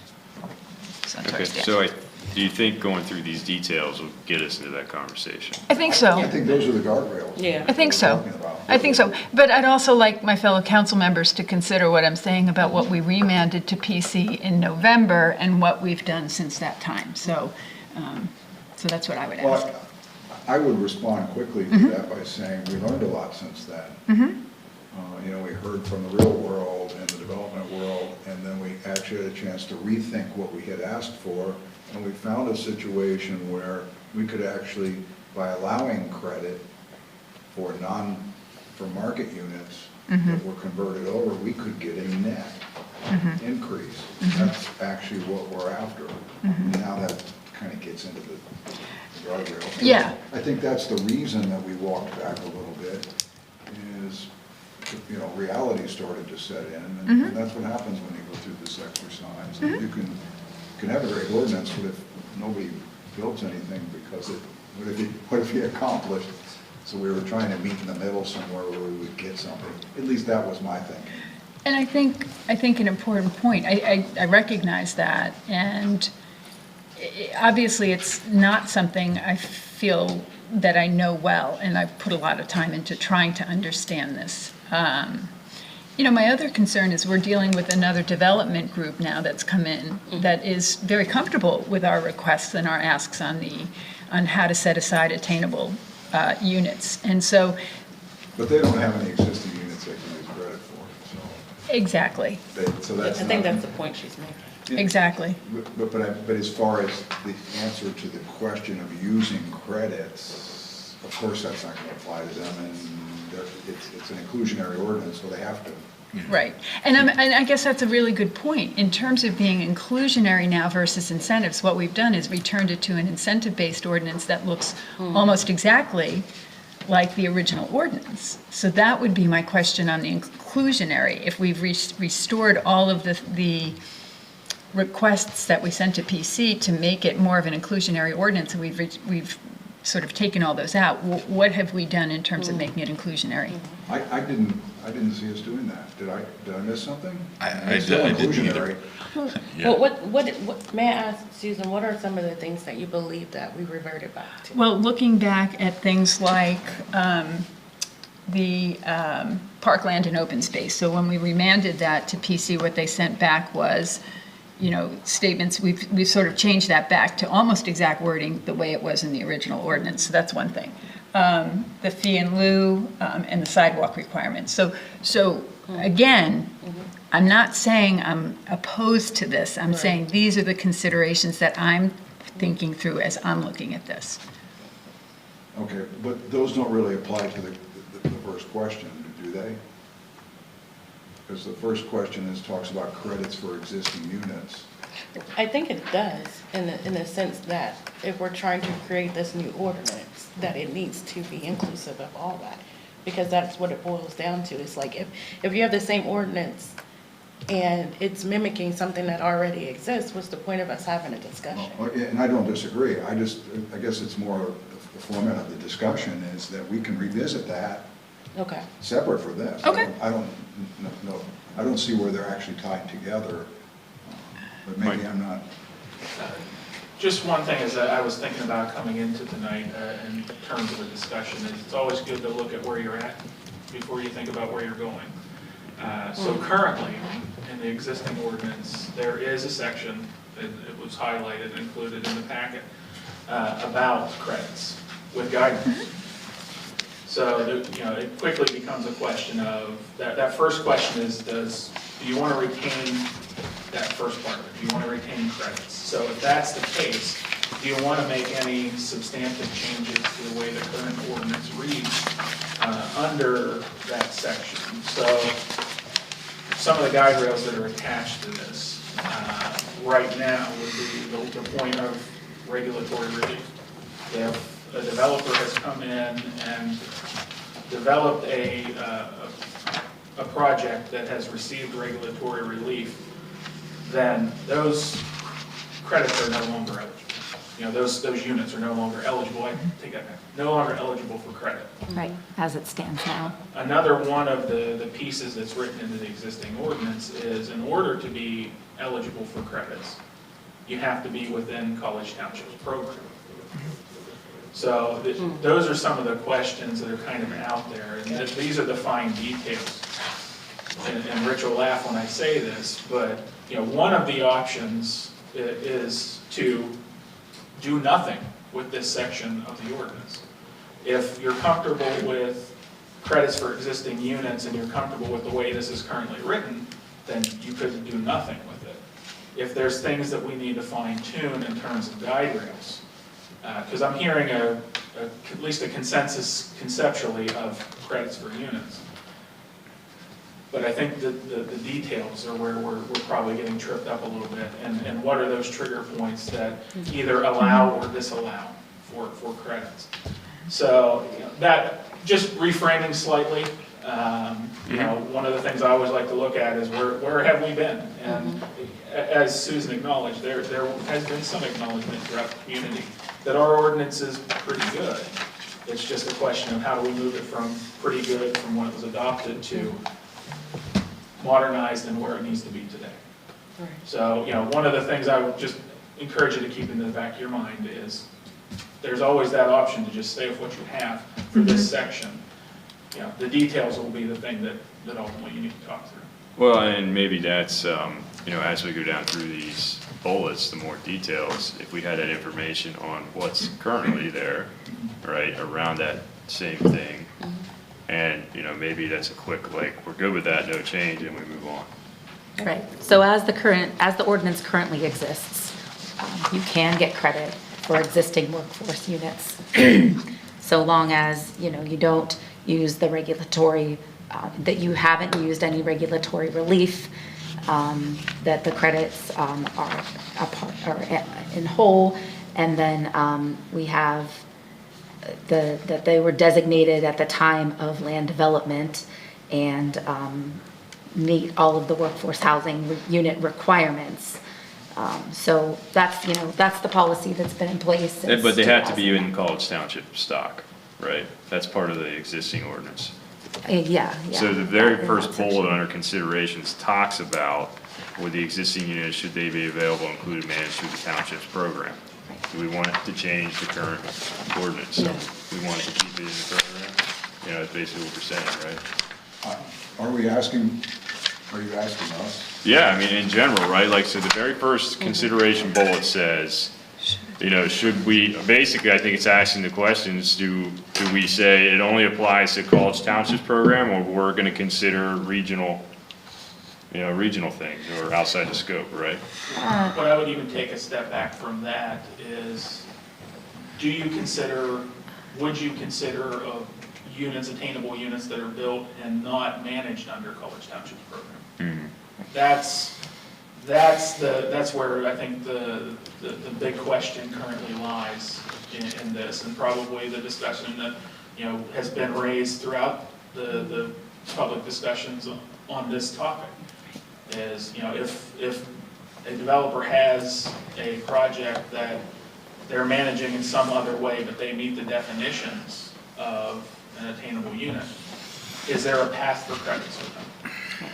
So currently, when units are offered to College Township through this program, they're required to be in our program with the Center County Housing and Land Trust. Right. They administer the program, just like the 28 units we currently have at Aspen Heights. The other way would be if a program came in, say, under like LIHTC or a PHFA program, those have similar requirements regarding AMI, regarding 30-year affordability, but they're not in our program administered by the Center County Housing and Land Trust. So that's where that first question is. That's what that first question is The asking. first for question clarification. addresses expanding our credit program. There you go. Right, because currently, as I mentioned, it applies specific to our program. Okay. All right, so members of the council, are we okay with, what do we want? Do we want to keep our current ordinance that says it's only our stock, right, or only within our program managed through that? Or are we willing to expand it beyond that to other programs? May I ask, what's the pros and cons to the question, the consideration?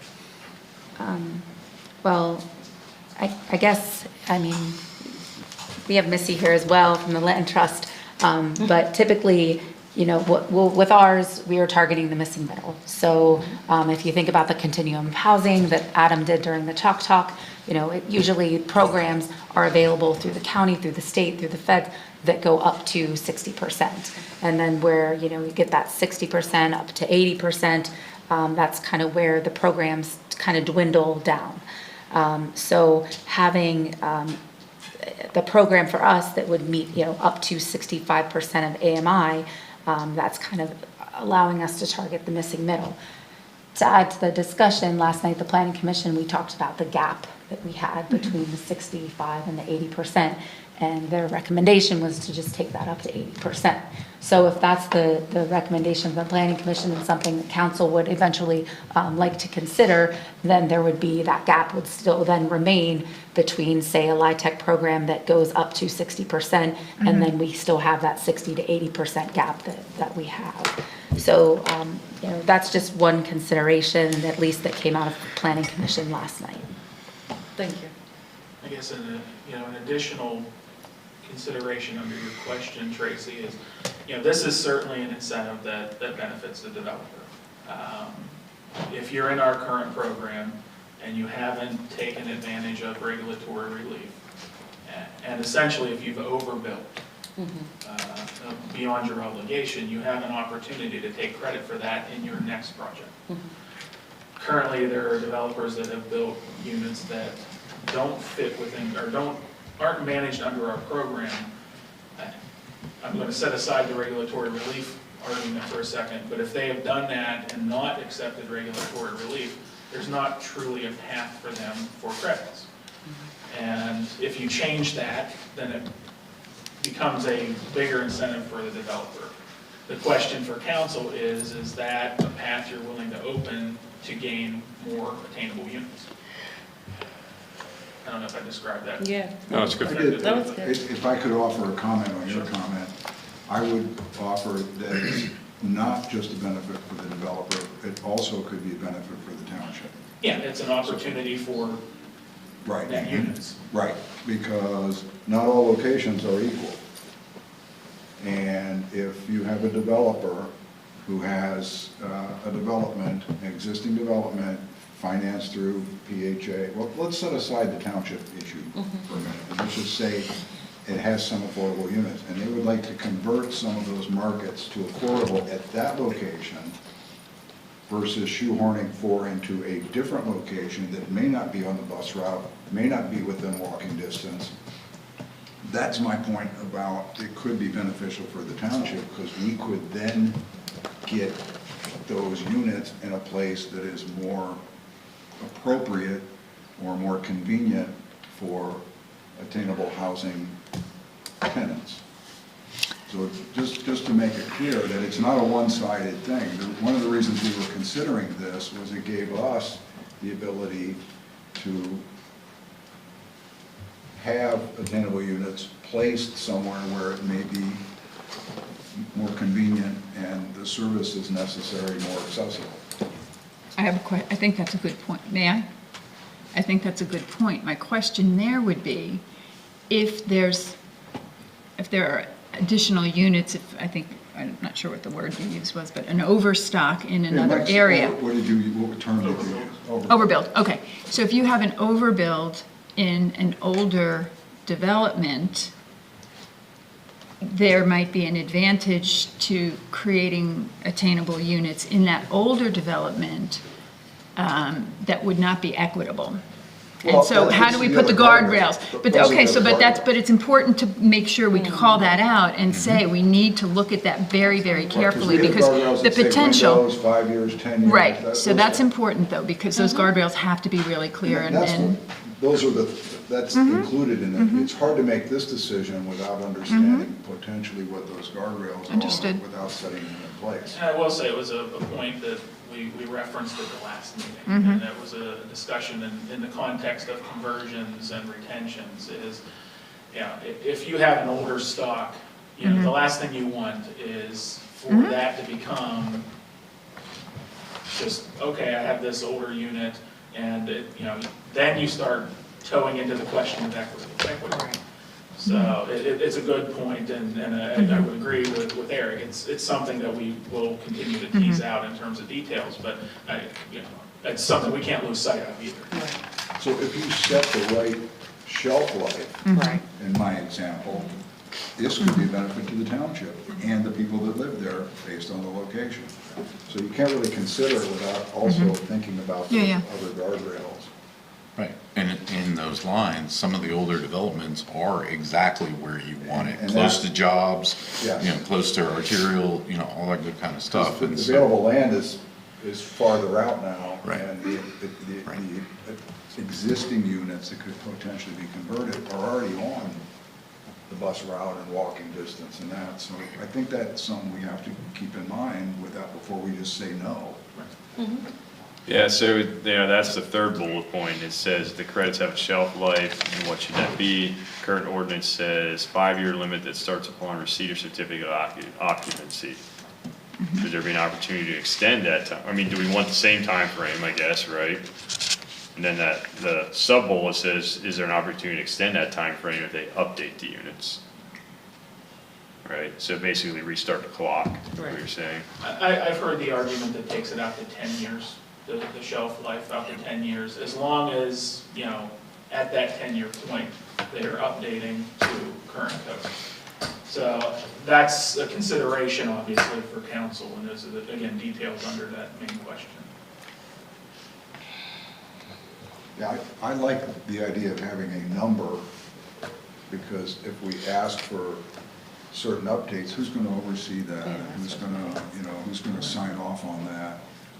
But I like the 5 or 10 year number, because if it's in that window, it's got reasonably modern, and again, we have to reconcile this against the fact that the original location could be a better location.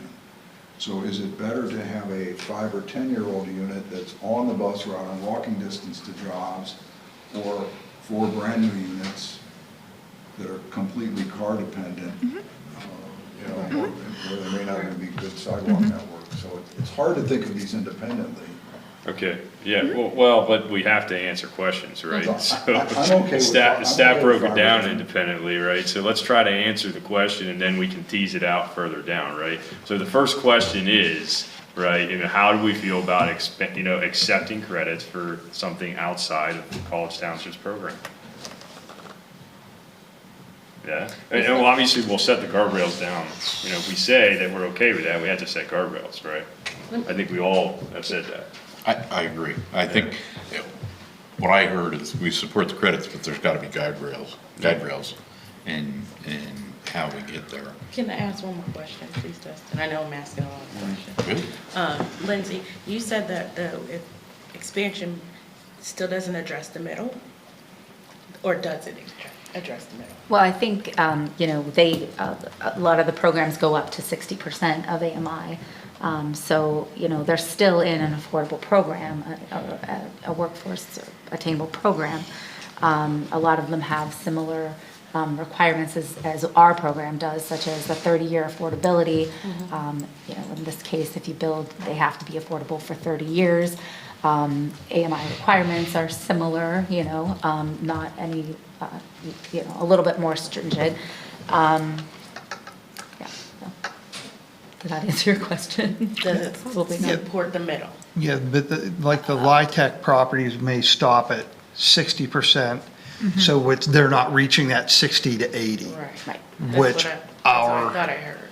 And That's what I thought I heard. Okay, Thanks, Mark. thank you. Sorry. to your point, and my question would be, those units they come in under another program and provide an opportunity for financing, and that provides housing up to that 60% of the AMI.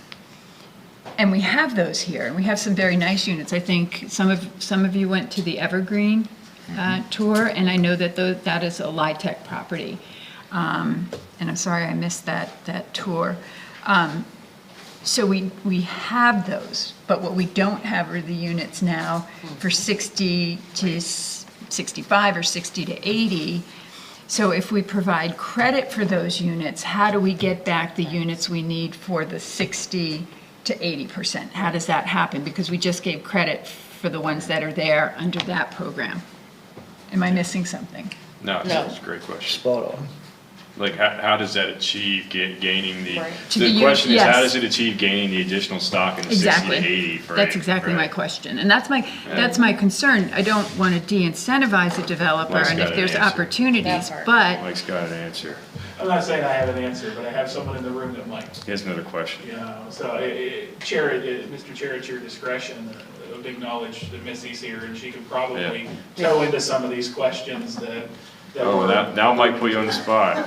I see how that works. You're welcome. I thought I got out of that with Adam on special assignment. Well, I see how you are. Missy Schoonover, Ferguson Township resident, Executive Director of Center County Housing and Land Trust. Lindsay and Mike are right when they're talking about the difference in the incomes that we're talking about. Generally speaking, what municipalities try to do through their workforce or attainable, and Tracy, I'm with you, the terminology changes about every couple of years, it seems like, is to address those people that are in our community that don't have access to a lot of other support because they earn too much. So they don't earn enough, but they earn too much for other programs. So when we're talking about the low-income housing tax credit program, it is an amazing program for what they do. And the federal government is able to financially incentivize developers to provide that level of housing. And they come with a plethora of restrictions, and the reporting is ridiculous because it is federal funding. But then they are also told, if you build X number of units, you have to have so many that you only rent to 30% of area median income, so many to 50%, and generally they're capped at 60%. So what these ordinances, the attainable housing workforce ordinances, inclusionary, we've called them everything over the decades, what they're intended to do is to serve a different segment of our community. So that's where, to Lindsay's point, we're looking at, Planning Commission last night was looking at closing that gap, because there are individuals who earn far more than 60%, but they still cannot afford to live in the center region and in center, even in Center County for some of the individuals, but we're just looking here in College Township. So that's where we start to look at these ordinances. How do we incentivize, while also requiring through the density trigger, to get these units that are going to serve the people that need them the most? Now, as I've talked with a lot of people about this ordinance, as we're going through this process, I've had a really interesting question asked to me, so I've been waiting. When you as council are saying, and in the ordinance is saying, that you're going to give a credit, what does that mean?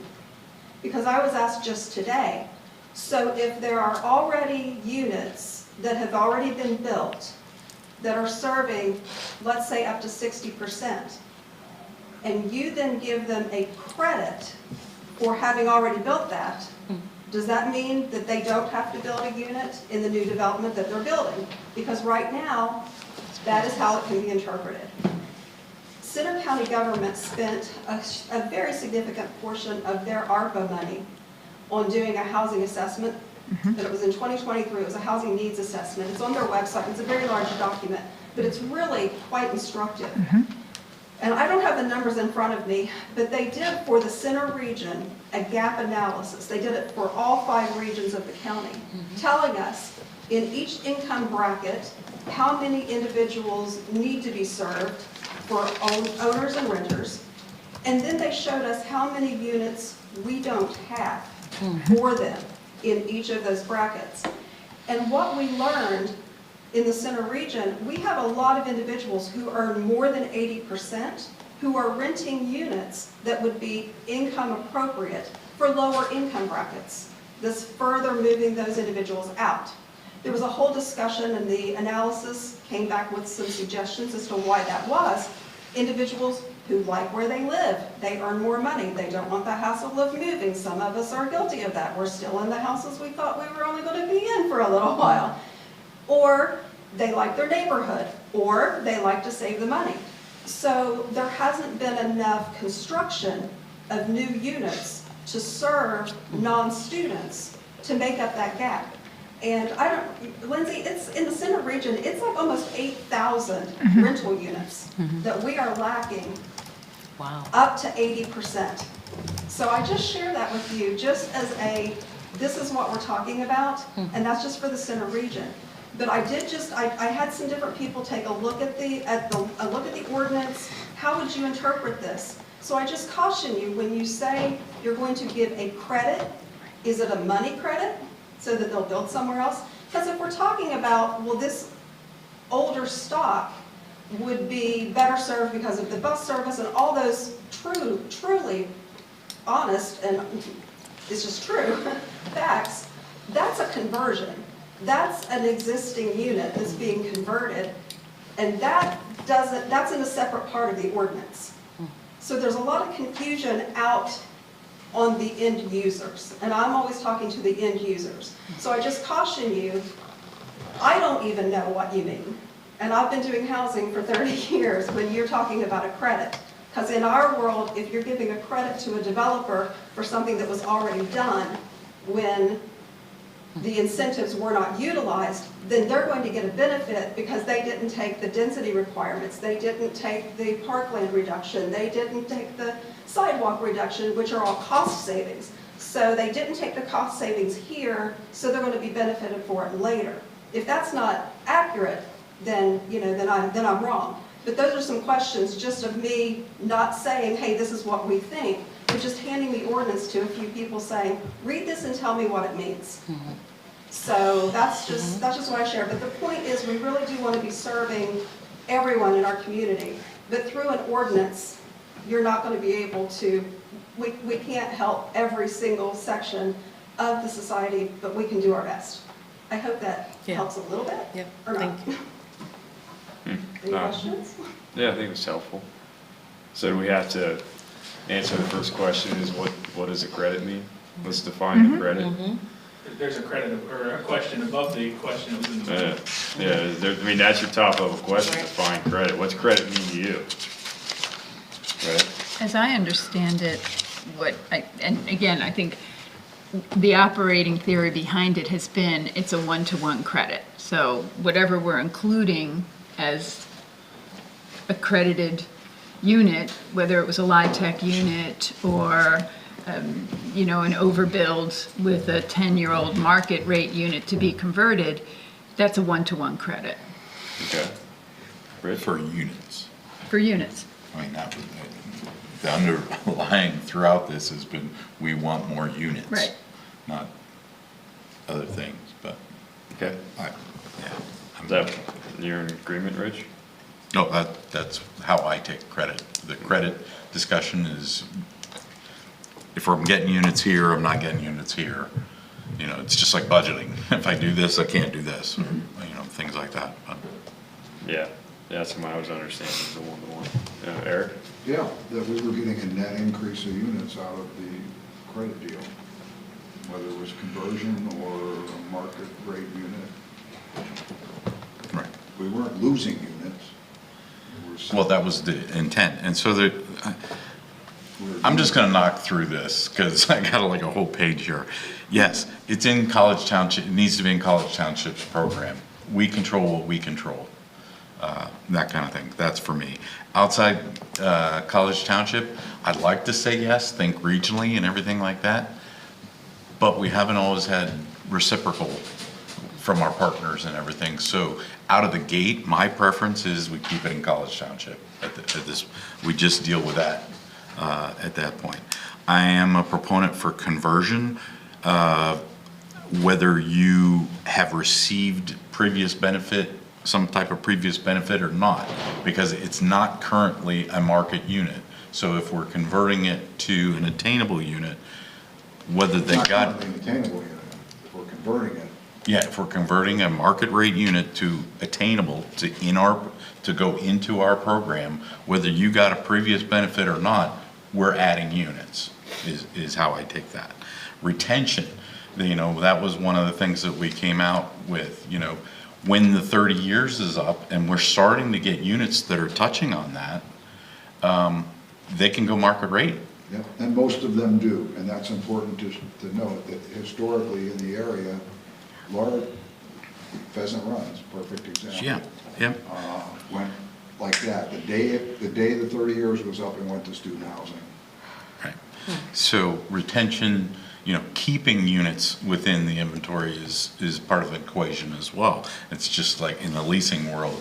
You like new tenants, you really like retaining credits or retaining tenants a lot more. It's a lot less expensive. But another concept that we haven't really talked about was potential extension.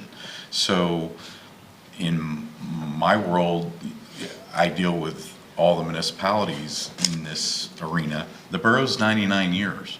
We're 30.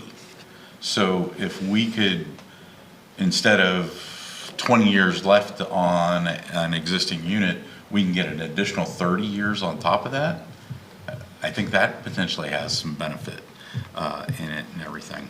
And I look at that, the LIHTC and all that, it is different. It's not, again, I go back to my first point. College Township program is College Township program. But if we could keep one of those LIHTC units for 30 more years after the expiration of their requirement under that, I think that could be a consideration. And the numbers you know, there's numbers that work for the developers, there's numbers that work for us. Can't, you know, it's Goldilocks, finding the right, it can't be too long, can't be too short, all that. One of the fundamental points, not all developers are created equal. So, you know, we need to be aware of that and how we're gonna work through that. Another thing that we had talked about, but I don't see here, maybe that was one of the ones that was answered, was land donation.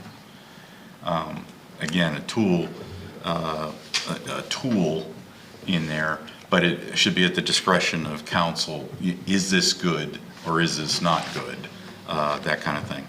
And you know, absolutely, they need to be brought to current code within reason. You know, 30-year-old unit, no, you don't just say, oh, it's attainable now. It's got to be brought to current code and even standards in those. And the other thing, another guide rail, you could limit the number of conversions. Like you couldn't convert a whole property to that, because that defeats the other element of it that we're trying to get, that we're not, you know, trying to pigeonhole all into one spot. We're trying to, you know, get it across. So a potential limit on the number of conversions for a property could be a tool in it and everything. And in general, I just, you know, we threw out these concepts again at the 30,000 foot level and are trying to get, you know, as many different eyes and ways of thinking to look at them to come up with it, to come up with hopefully the best answer. So. Thanks, Rich. You know, I will follow Rich's lead, and I'll just go down through and answer, and I ask the members of council to do the same. So, should these units be applicable, included, and managed through the township program? I'm a proponent of keeping the township program. If you want to consider AMI or something like that, but no, just keep it the township program. That way we ensure we're targeting where we want to target. Yeah, as the current stands, regulatory relief, use, and incentives makes existing units ineligible. I agree with that. I think it should stay. Should the offer of credits have a shelf life, and if so, what should that be? Yeah, I think it should have a shelf life. I'm open to expanding that from 5 to 10 years. And should they have an opportunity to extend that time frame by updating the units to the current code requirements? Yeah, if they update it to the current code, yeah, sure. You know, and I kind of agree with Rich, right? Like, let's even think, you know, some bigger time frames, you know, if it hits a 30-year, you know, can you add another 30 or things like that? Should attainable units built off-site? No. Like, again, you know, we control. Let's try to make it simpler at this point. And should conversion of existing market rate units to attainable units be a path towards credits for future obligation? I'm not prepared to answer that one. And should retention of attainable units beyond their initial 30 years before be a path towards credits for future obligation? Yeah, I think yes, I already answered that. Anybody else care to take a stab at their thoughts as Mike diligently takes notes? Before we jump to Marks the the next time person, to watch. Just one, I missed one of yours, Rich. It was about the regulatory relief. And, you know, you probably covered it, and I missed it. Yeah, I don't think you should be penalized because you previously got that. If you're talking about changing a current market rate unit to attainable. Because again, it's about getting units. So we don't want to bench any opportunities simply because they didn't have to put a sidewalk in or something like that. You had added the land donation. I'm not against that, but I feel like that just needs some more vetting. Oh, it does. It needs big time. Like, I big think guide that's a little rails, more complicated. or it needs to be into, all of these, council may grant credit or whatever, and then it's a case to case. I mean, at the last meeting, we laid out a scenario where that would make complete sense. But there are many scenarios where it wouldn't make any sense. One of the things that, you know, and I will also say is, once we reach whatever consensus we reach tonight, ultimately, planning commission's gonna have their crack, and then it's coming back to you to see, okay, you know, kind of your last look at it. So I'm sorry, I have to stop and let you continue around.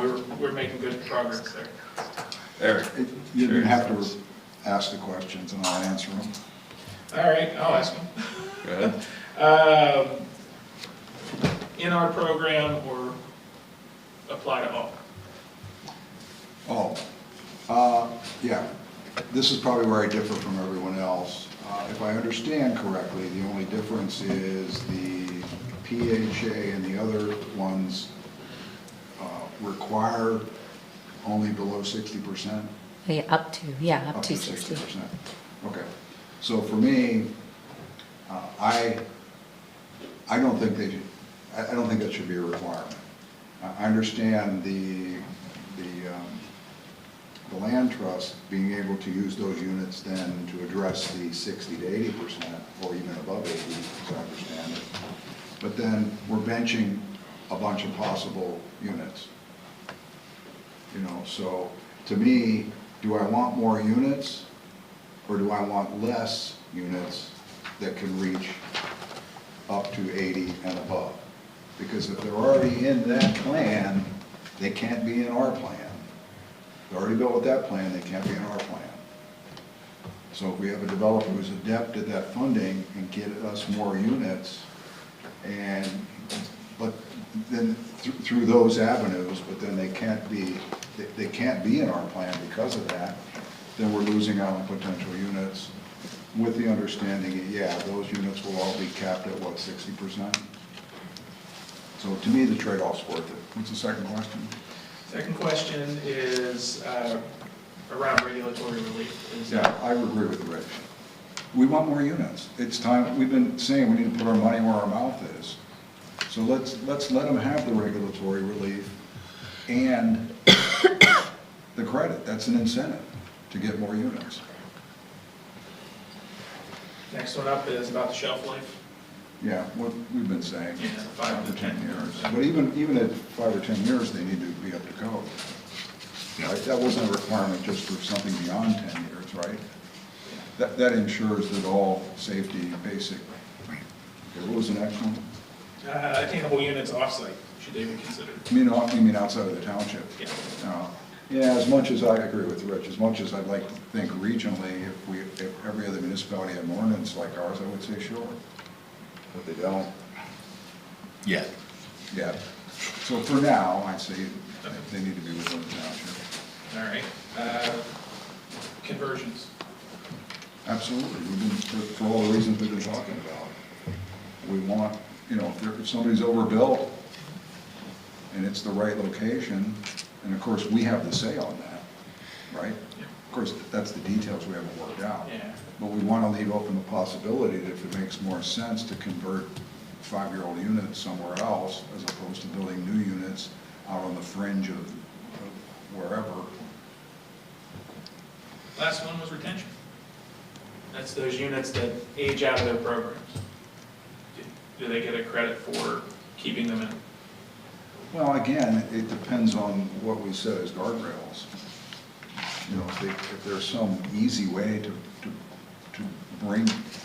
make them, bring up to speed, what would be the right term? Yeah. So I'm undecided on that because I think, you know, it's the devil's in the details there. Again, we want more units. Sure. So to the extent that it doesn't harm the overall program, then I would think we should consider it. That's it. Tracy? You do the same. Take the same? All right, we can do that. You All want right, to take so a the go first at? one- Oh, you want to, Yeah, I'll read them and she'll respond. Okay. So, first one is, should they be in our program or applicable to all? This is where I think it should be in the program, in our program. All right. Any disqualification if they use regulatory relief? I say yes.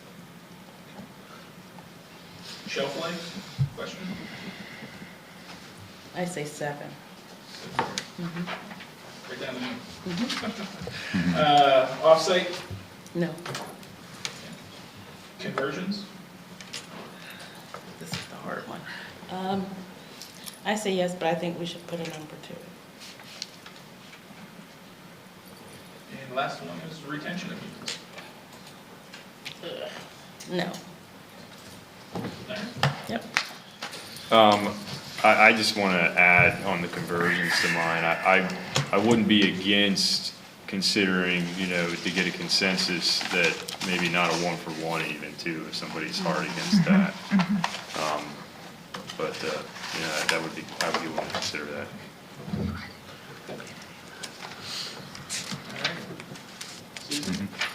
that. Number one, only our program. Number two, I'm struggling to think this one through.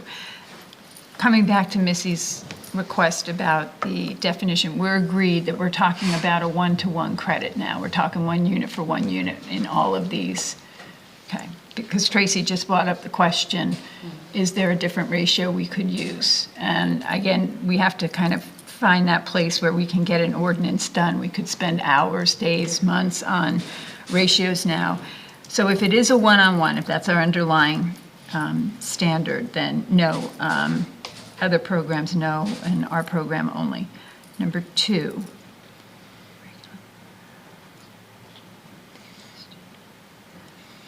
So what I'm understanding with number two, does this speak to conversion of a unit?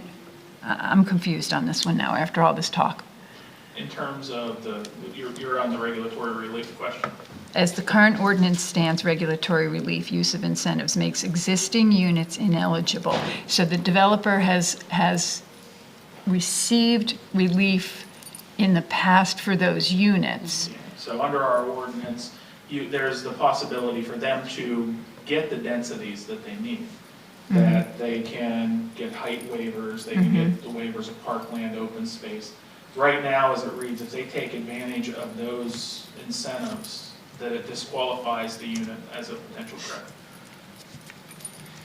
To be clear, they're getting those incentives for the entire development, not for those specific units. Correct. In other words, they're getting regulatory relief for the entire site because they put in 4 affordable units. But we're talking about 4 that weren't part of the affordable as being, we're talking about market-based units then being eligible to be converted because they were part of the entire site that got the regulatory relief. So a good example is Aspen. Right. A height credit. Context is important here, Yeah, I think. so this is a good example. So Aspen got the incentive of additional height, correct? Yeah. And in doing so, their, for lack of a better term, price of entry to get that was 28 workforce units. I don't know what their net was in terms of additional units based on gaining that floor, but it was more than 20.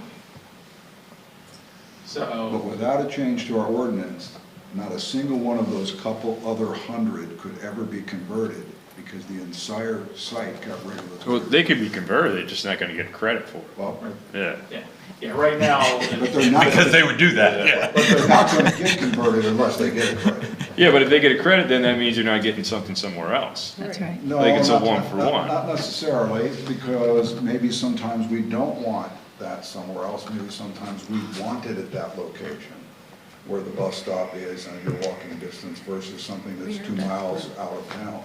That circles back to Right. my point earlier, that we don't want to rule out the possibility that we may have some market rates in very good locations for attainable housing, but unless we change that, they can never be converted, even if it benefits the township and the residents. Again, they could, but the economic realities are they won't. Right, they could convert it on their own, but if they were, they'd be doing it already, Right. and they're But- not. But Yeah, but that it gets difficult though with not, you know, basically segregating your housing market, right? Like that's the slippery slope that you run down. But it's. so wait a minute, this was, Let me follow up on But that. it is our discretion, I get it. Let me follow up on that. Is it better to put people who are transit dependent or walking dependent further away from jobs and infrastructure so you simply don't have to avoid segregation? I'm not saying one is better than the other, I'm just saying why rule out, why take away Out of the gate. our ability to make that decision at the land development plan process when it could benefit us. Let's hear the compelling argument. I mean, we talked about limit number of conversions in a property to prevent exactly that, you know, a wholesale conversion, or that's where everybody puts their stuff. I would just offer, I could absolutely support a premium on conversions, you know, like, you know. And maybe it's not 1-to-1 ratio. Right, right, But right, what I because don't the wanna do- reality is you're probably going to get an older unit. I don't want to lock out those other 100 units at Aspen Heights Yes. from ever being converted because they have That's- great bus service, they're within potentially walking distance. That's my concern. Yeah, so, I mean, yeah, the regulatory relief, I would, yeah, I mean, basically, I said it on conversions, because that's what you're talking about. I'd be willing to consider not a 1-to-1. That's what, yeah, I'd be willing to do that. But Susan still has to answer, so we interrupted. It's going to be a lot harder to answer now. So I'm maybe serious, it's a and not I'm answer. serious. So Yeah. I need to think Yeah. this through. Okay. I think your point is really well taken, Eric. I think it's important to think about the considerations of where those conversions occur. And there will absolutely be situations where there are new developments further away from transit. We just talked about CATA, we talked about CATA Go. So we have opportunities transit-wise in this community now to reach every area, whether it's fixed route or not. So that's not inconsequential, but it is not something that should exclude the opportunity to do this differently. And after all that conversation, I can honestly say, you know, I'm struggling to keep on here. But what I'm concerned about is... It's also 9:30. Well, that's okay. What's time? We've gone way longer than this. And this is important. But this, you know, this is important, and we have to do our best to get this right so we can keep this thing moving, so that we're not stuck for months on this, because this is just very important. So coming back to that, the regulatory relief, use of ordinance incentives.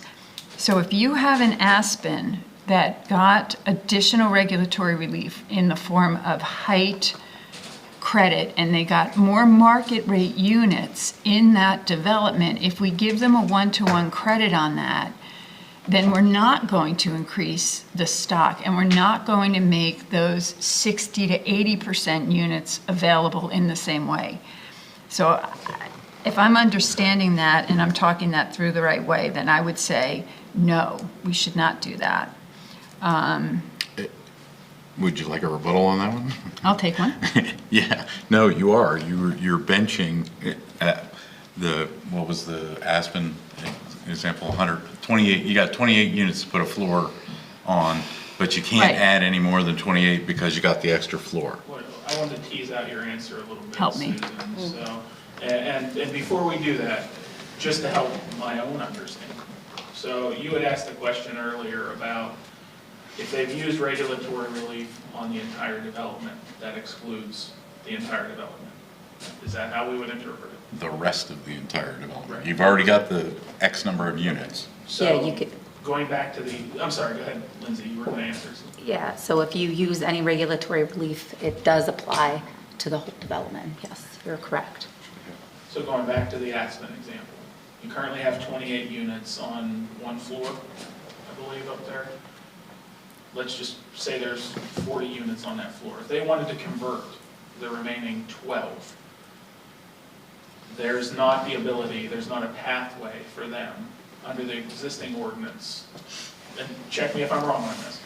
There's not a pathway under the existing ordinance for them to get credits on a different development. Or even a conversion. Right, exactly. If That's they my wanted to point. convert their 12 market Rules rate out. units to attainable, under the current ordinance, there's not a pathway, and please correct me if I'm wrong, for them to get credit for 12 units in another development. That's how I read it. And please tell me if I'm wrong. No, I don't know that you're wrong, but an observation. If you're talking about conversion of a market rate unit into an attainable housing and it's going to meet the College Township program, then that's a new unit. Exactly.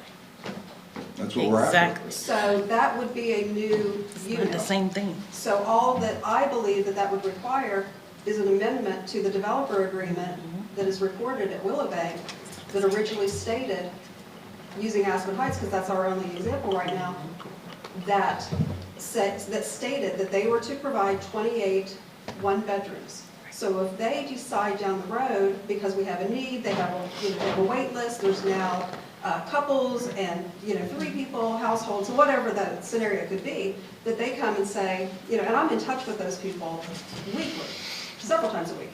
If we start to notice that there's a real demand for 2 bedrooms, then that's where we could then have a conversion. That's not a credit. That's not the credit. That's a conversion. That would be a new unit into our program. And as the ordinance is written now, these are all may statements. So that could be at council's deliberative process if you wanted to accept those. Those would be new units. But then there may be, they're going to say, well, if we're going to do this, then what could we get? So so those would be new units under conversions and not credits. Does that make sense? So, question, I have a question.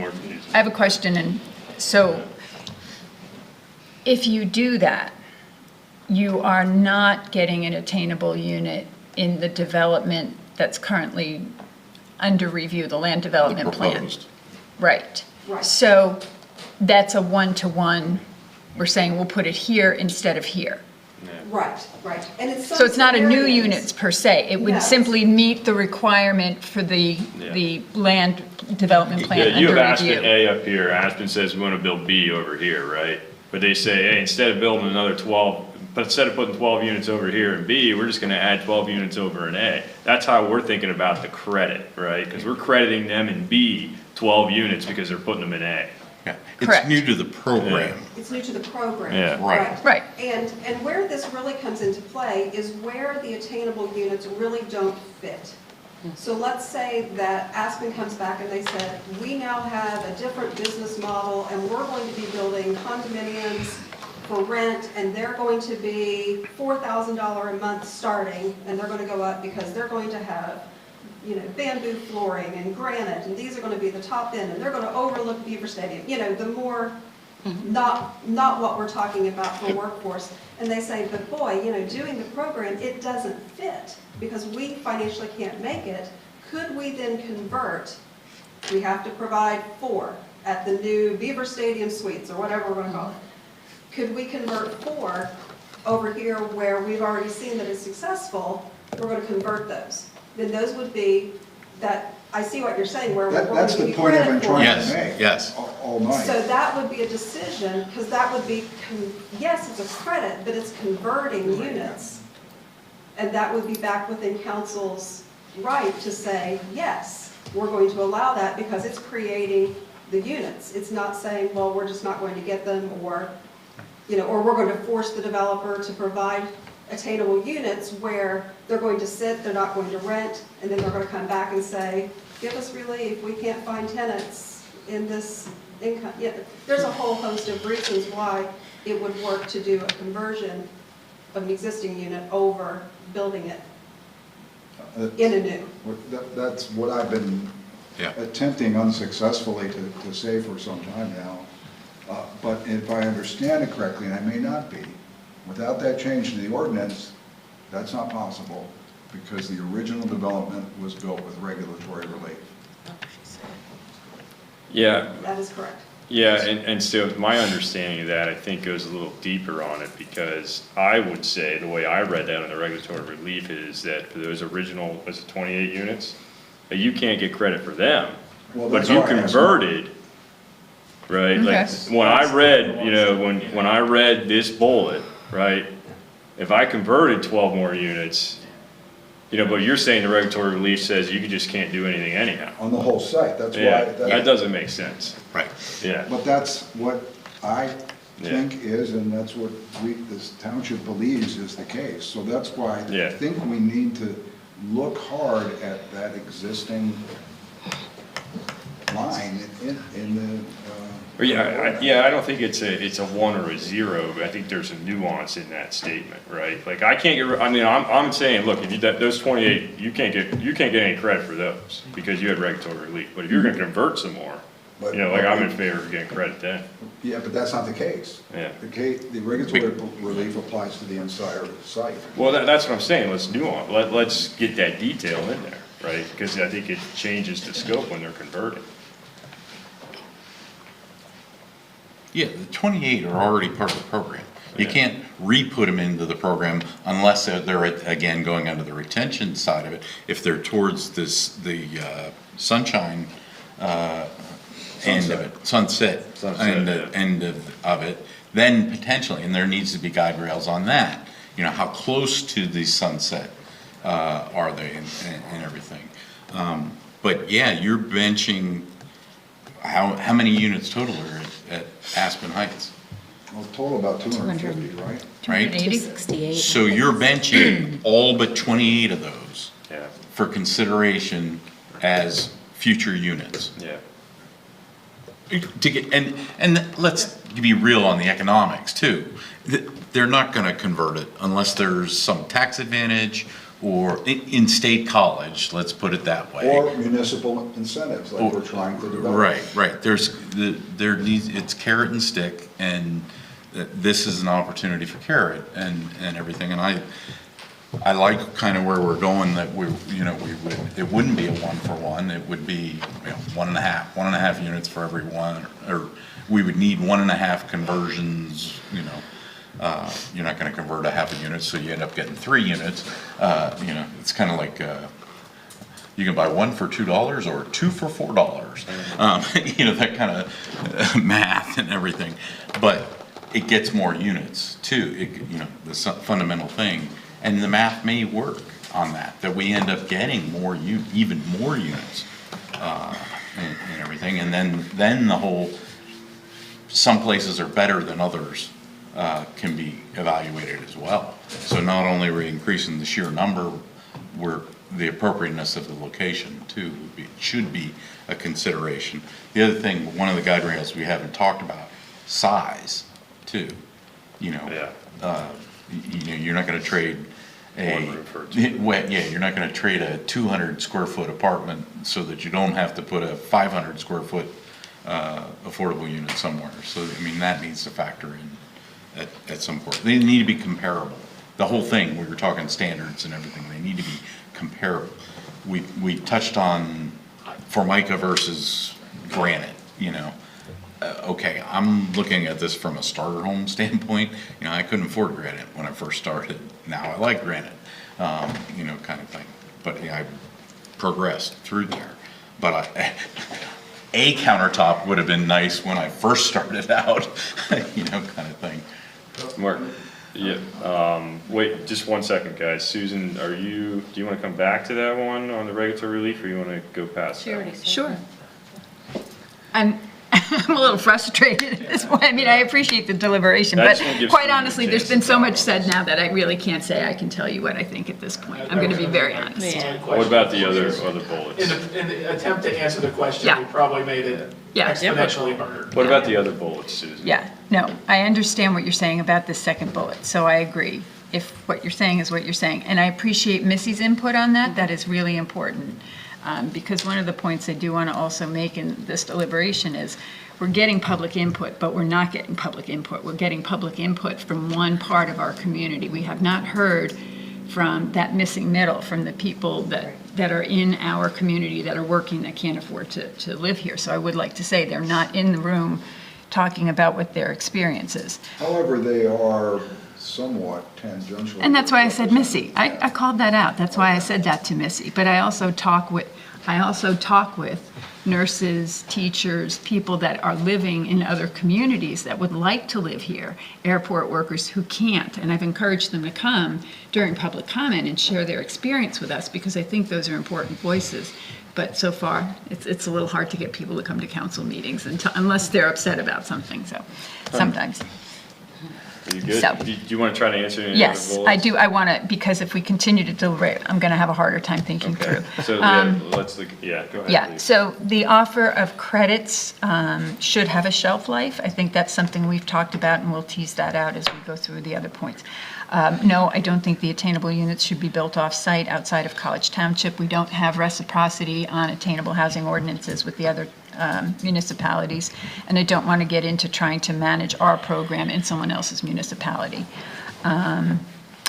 So I think we already talked about conversion of existing market rate units. My concern there is that if we convert existing market rate units with lesser value, that we have to call out those guide rails. And I wouldn't want to necessarily see that left to the discretion of future councils, because over time, the council may not be the council that we are as we try to deliberate our issues. So I would like to see us do that. And then I think retention of attainable beyond their initial 30 years. Not sure. Mike, can you help me think that one through? Or Lindsay? Well, I think this is an interesting wrinkle on it. So, assuming the shelf life question has been answered. So if you have a 30-year unit that has been periodically updated and it fits the parameters of that updated to current code piece, then there's a potential that once it reaches the end of its period of affordability, that the developer has two paths. They can either go, I'm going to convert to market rate, or I want to talk to you about retaining it in attainable.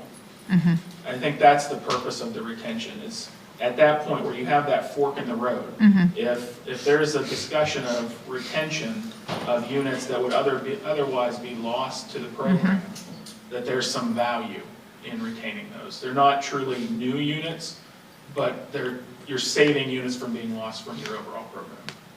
And I think that's the purpose of the retention discussion is, okay, if you go back to the very basic discussion of adding net units to the overall program, one of the potential equations is a subtraction. And retention removes that subtraction from the overall net.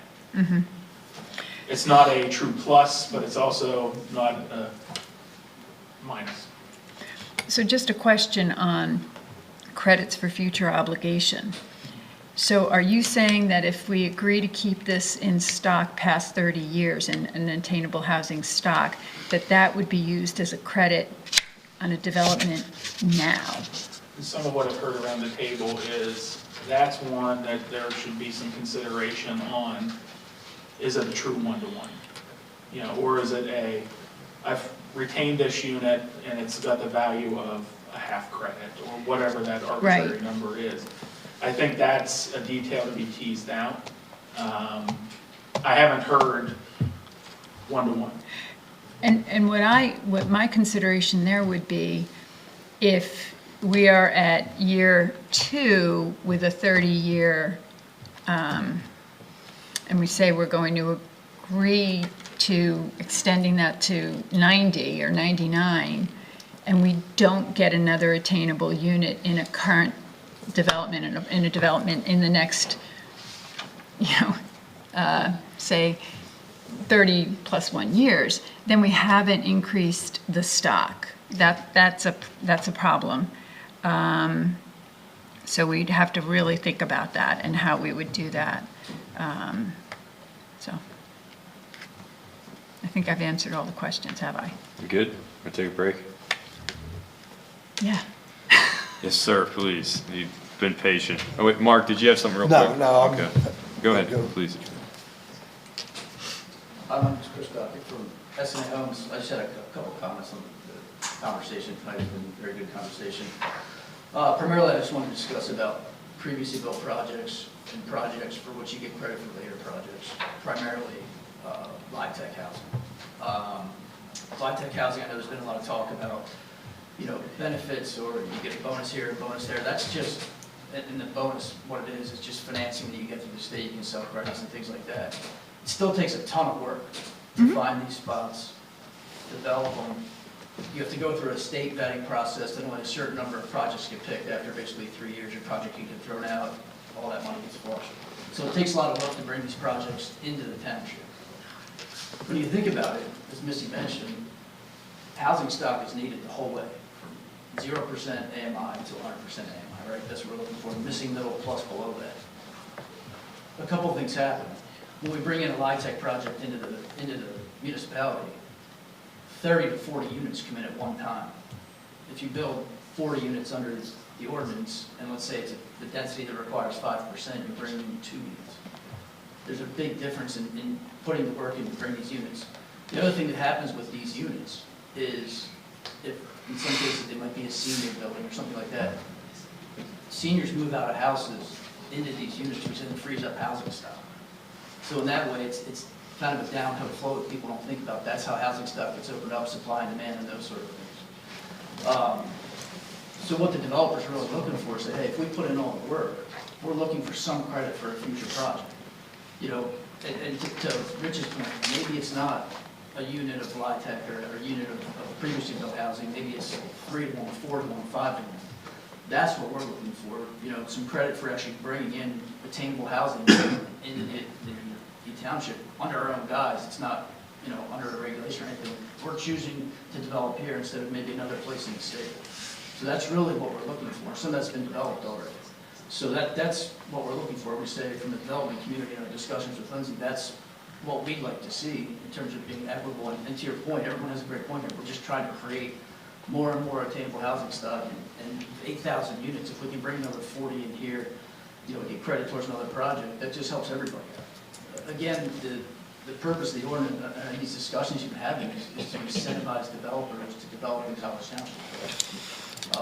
And bring new housing in, and with that, bring in attainable housing developers together. So, you know, a lot of people that do the LIHTC housing are local developers, they're not going anywhere, they're not in and out, they're going to be here, been here a long time, going to be here a long time. So, just wanted to take that for your consideration. You know, in terms of, and this came up last night in the PC meeting, you know, in terms of just credit for building other areas, and I know this is going to come up again, it would be under some kind of reciprocity agreement with the thought. Because the idea here, again, is to get and this has been working on this as well, is to get a regional attainable housing ordinance. Yours is the first, it's the farthest along. Ferguson's working on theirs now. I think they're set their first meeting for August, I believe. Patton's in August or September. You know, the idea, I believe, is yours is far enough along to say, hey, here's a great model, let's go use this in other places. So, you know, down the road, you know, it's foreseeable that, hey, we could all be under the same ordinance in all the townships, and this would be very easy to come up with ordinances like that. So by saying in the future, and if a reciprocal agreement is in place, it just leaves it open for the future, so you don't have to revisit the ordinance. But those are just a couple of comments from the development community. And, you know, again, we thank you for your time and really vetting out this process. It's very good. Okay, thank you. Could I ask a question? Do you have a question for Chris? Can I ask a question first, Missy? Absolutely. So you made 2 points. So on the LIHTC, just so I'm understanding, is that capped at 60% of the AMI? Are the people who can live in LIHTC developed? So how would that increase the stock? And I guess I also had a concern. Your point is really well taken. Seniors leave homes to move into these, but the homes they leave are not attainable. And so it doesn't increase that housing stock. We haven't even started to touch how we're going to do owner occupied yet. We're still in rental. But that's a concern for me. I'm sorry, can you just clarify what, when you say the houses they leave aren't attainable? Because they still have to meet certain income limits. So more than likely, if they're selling a home, they might be living in a house that would be attainable. I guess I would have to understand that better, but you know, I'm not an expert on property values in the community, probably in the way that you are, but I would ask, you know, that might be something we need to just keep as a placeholder to think about, because something that might even be attainable for a senior who bought it 40 years ago may no longer be attainable in the current housing market. That would be my concern. So that to me was a bit of a concern. So if the LIHTC developed properties are capped at 60% of the AMI, how does that help our 60 to 80% of the AMI? It just creates more attainable housing stock. How? Just because, well, there's a missing middle that's part of this ordinance, but right. Really it affects everyone. There's people that are making 60% of AMI that still need a place to live. Oh, absolutely. So it's just creating more of that housing stock that's in the attainable. But the challenge, I think, for a lot of the people that I've talked with is that if they're at 60 to 80%, they're not eligible for LIHTC, and they can't get in even at 80% of the AMI. So I still don't understand how that would create that stock. It's not going to create that specific stock. Okay. It creates stock for the people that aren't in that category. Okay. It's not just the 60 to 80. It's Understood. Mike, did you want to? let me just throw an additional wrinkle in, because I've been good at that this evening. I think your point's, I think your point's important, Susan, is to take a step back and think about the niche portion of the AMI that we're aiming for under this ordinance.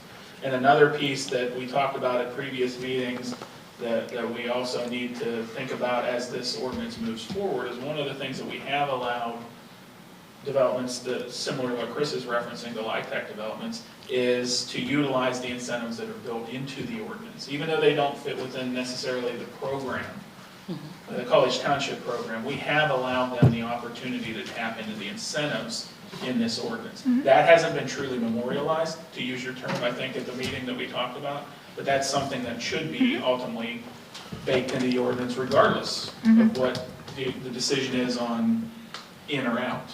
So. Right, but even though not memorialized, it's consistent. Right. Because the LIHTC does meet the current ordinance. We're talking about modifying the ordinance, and therefore it would not going forward. So we couldn't make the same decision that might have been made on a previous development that was made, because it doesn't meet those criteria. But I'll throw out again, you can also do an extension where we, after it's done with its LIHTC life, it enters the College Township life. You know, again, not just another tool, but that kind of thing. And I understand exactly what you're saying.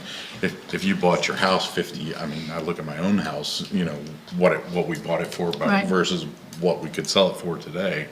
I can't afford to buy some of the houses. I can't afford to buy back a house I sold in 1995. I couldn't be able to afford buy Yeah. I bought my house 5 years ago, I couldn't afford it today. Yeah, so that doesn't fit, you know, that doesn't help the equation on that. The other interesting, we talked about this, seniors moving into affordable, add a whole nother thing where they could have afforded, they can no longer, or they wouldn't be deemed to afford because of their IRAs and all that kind of stuff, because at their age, that factors into their income, because they can draw. Well, and I think one of the really important pieces here, you just brought up a good point as my brain is starting to clear. We want seniors to have safe, affordable housing, but they are not our missing middle workforce people at this time. Okay. Are we? I was just using seniors as an example. Okay. Okay. I'm trying to keep a lot of things straight in my head. I hope you understand. Mike, did you get a wealth of information? We have a wealth of information, so, and I saw Missy come up to the podium. You but may I think I hit it Yeah, okay. I think she answered that question, the comment, yeah. We're on it. So Right. let me just take a step back and Yeah. kind of walk through what I heard tonight and make sure that's what I heard tonight. So the overarching question of, are we going to allow credits, remains a yes. And the credits being defined as a one-to-one.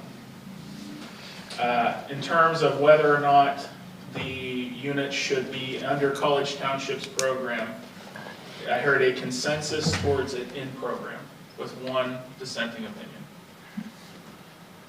In terms of regulatory relief, this one's a little more complicated in terms of what I heard. So it's a mixed response.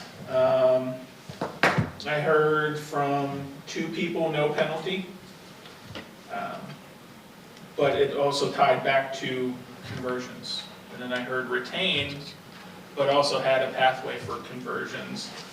I heard a direct yes, regulatory relief should stay in. Or regulatory relief should be a disqualifying factor from one member.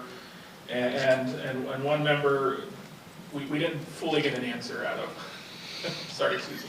I'm not sure I can do that. I recognize that, because it quickly got complicated. So let me step off of that one for a second. Shelf life, I heard consistency on that one, somewhere in that 5 to 10 year range. Tracy called it out specific at 7, but everybody was kind of in that 5 to 10, with the assumption that they update to current. Attainable build off site was a unanimous no. Conversions, was, I got 4 yeses, some of those with conditions, 1 uncertain how to answer that question yet. Sorry, Dustin, I'll put you on the spot on that one. Yeah, I don't know why I said that, because I'm pretty sure I know about the conversions. Yeah. So you're I Yeah. guess on that one? Okay. All right, so I heard a conditioned yes Yeah. for conversions. And the same applies to retentions. I heard a consensus yes, one dissenting opinion, and then some conditions attached to some guidelines. In my opinion, and I'll look over at staff on that, and Matt, I'm not forgetting you in the back of the room either. I feel like that's a more complete answer than we had going into the last PC meeting. And Matt, I'll look to you. Do you feel like that provides some decent direction? He's got a joke now. He better. Hey, while he's coming up, just 2 clarifications or confirmations on your number 1. I think what I heard is we're all comfortable with credits with definite guide rails. Yes. And then I don't think we were unilaterally saying 1-to-1.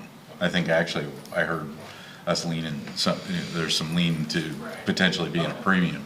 But just, I'm not saying what it is, I'm just saying I heard that there was more consideration than just 1-to-1. Yeah, that's a good point. And that is where I would want to hear from PC.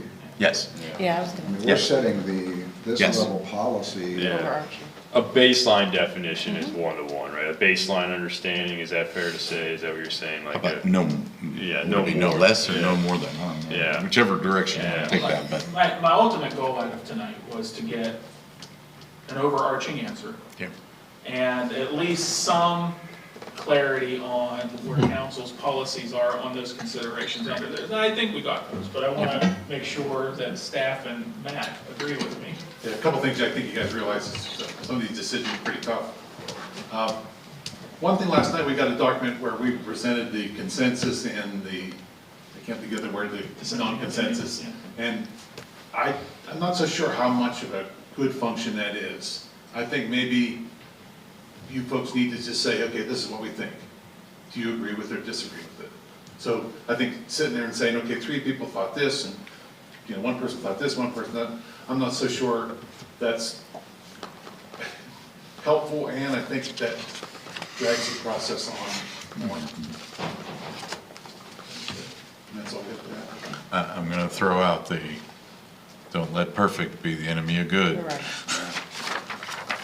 I would respectfully counter with the fact that when we get a recommendation from the planning commission that it's a split vote, we always want to know why people voted this way, why people voted that way. So I would turn that around and say, I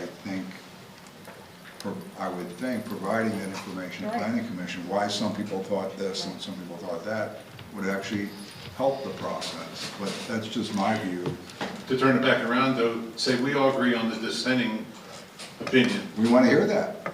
I think we want to hear that. I think that's important. That's happened. That's actually happened. That's, Yes. and that's. Where that's- council agreed with the dissenting opinion of planning And commission. there's actually some people on the PC who think we need to go back to our original response in like December.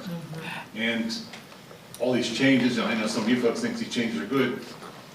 There's some people on the PC that think, no, I mean, a good example, we've always been talking about land donation in College Township. You know, all this stuff in College Township, all of a sudden, it becomes this regional thing. And we're back to square one.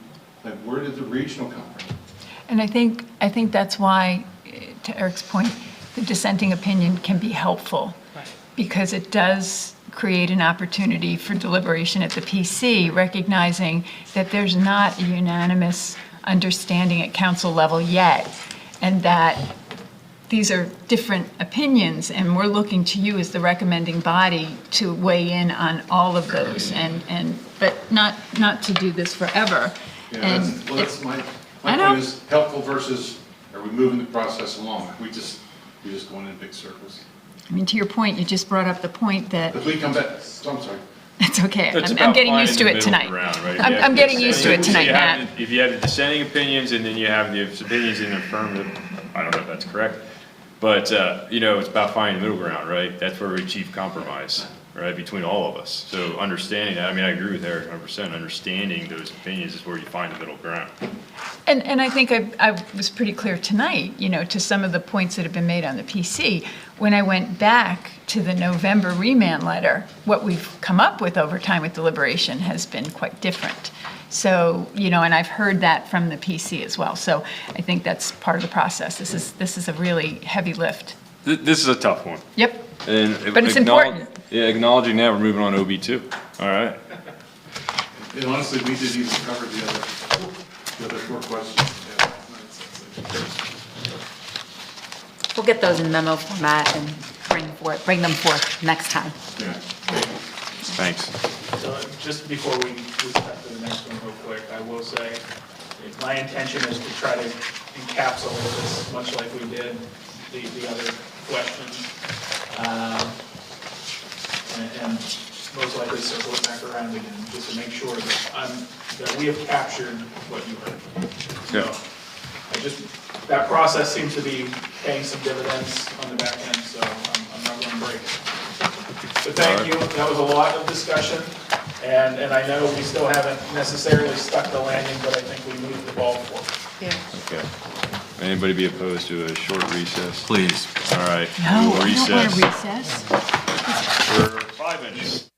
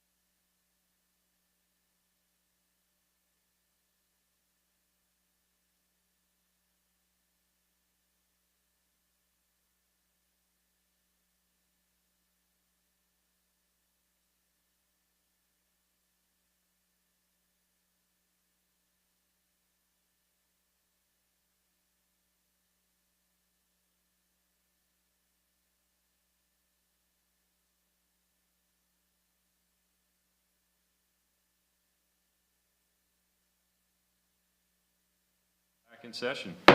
Okay. OB2. In the interest of time, I'll be brief. You have not talked about spin or e-bike program expansion since the fall of '23. At the time when we last talked to you in October of '23, we were at a point where it didn't seem like there was an opportunity to move forward. We were just too far apart.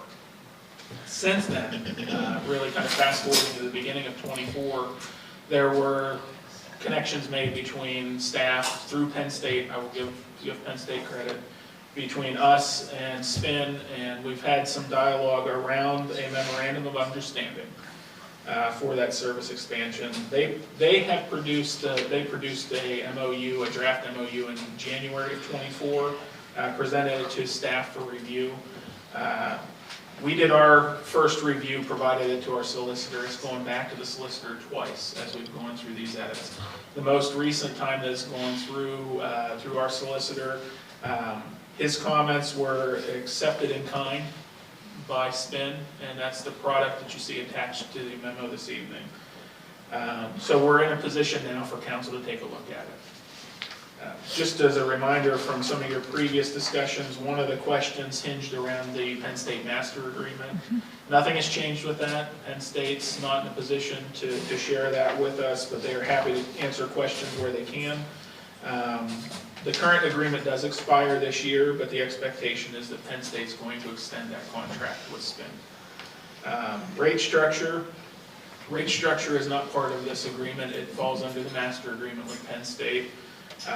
So any changes to the rate structure would not be included in this MOU. And based on what we heard from SPIN and Penn State, there's no expectation that College Township's use moves the needle, positive or negative, in terms of rate structure. Terms and conditions. The MOU sets a yet-to-be-determined end date for the agreement with a renewal for successive 12-month periods, unless either party provides written notice that their intention is to withdraw, but they have to do that 90 days out.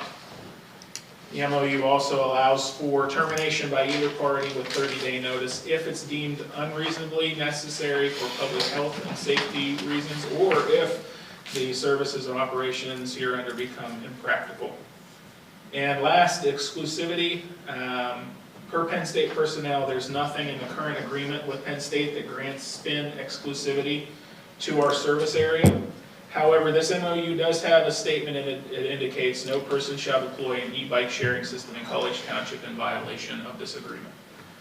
So, where that leaves us is an opportunity for council to take a look at the MOU that was provided, provide any feedback and questions back through us to SPIN. And if ultimately, if you're comfortable with it as it's written, then you can consider a motion to adopt and authorize the chair to sign off on that. Should council at some point opt to go ahead with this memorandum of understanding, then that is the trigger point that allows us to begin to work with SPIN on topics such as geofencing, rack locations, nesting locations. You'll recall that we had a lot of work previously on that, went through Parks and Rec to work on that. So those discussions will be informed by that data that's still sitting there that we haven't lost. So with that, I will stop, and I'm happy to take questions. Okay. Rich, you want to go first? Sure.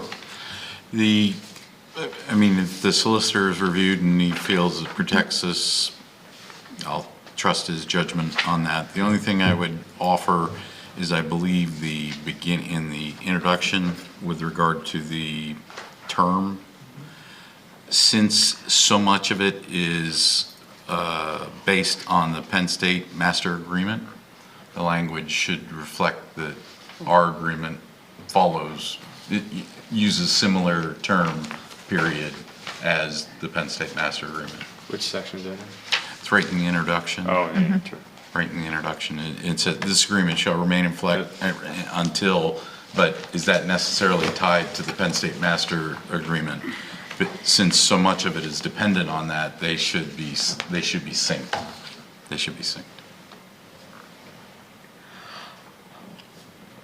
Anything else? No. Yeah, I'll just go next down the line. I would agree with Rich. I don't understand how, since so much depends on the master agreement, how it's not referenced at all in this MOU. Especially, you know, and I would go further to point to that there is no rates mentioned, and that master agreement has that rate in there, right? So I'm not, you know, understandably, I get it, Penn State doesn't want to offer that up, but I think ours should be referencing that because that's the master, right? And then that second sentence is interesting. No person, you know, in number 1, no person shall deploy an e-bike sharing system in College Township in violation of this agreement. And then, what's confusing to me is because you made the statement that the master agreement doesn't seem to grant exclusivity. So I think, is that really in conjunction with that master agreement? But that's where I'm standing. Yeah. Eric? Sure. A couple of questions, similar. Let me start with your memo. Following up on what Dustin said, I don't really have any problem with exclusivity of College Township service. I'm just curious, was that them that put that in, or was that our solicitor asking for that? That was them. Okay, so even though it's not in the master agreement, in order to, with Penn State, in order to extend it out here, they want that exclusivity. Yeah, they put that in there. Okay, whereas someone could conceivably go on a campus and start their own, but they can't here. And I'm fine with that. I was just curious, you know, where that originated from.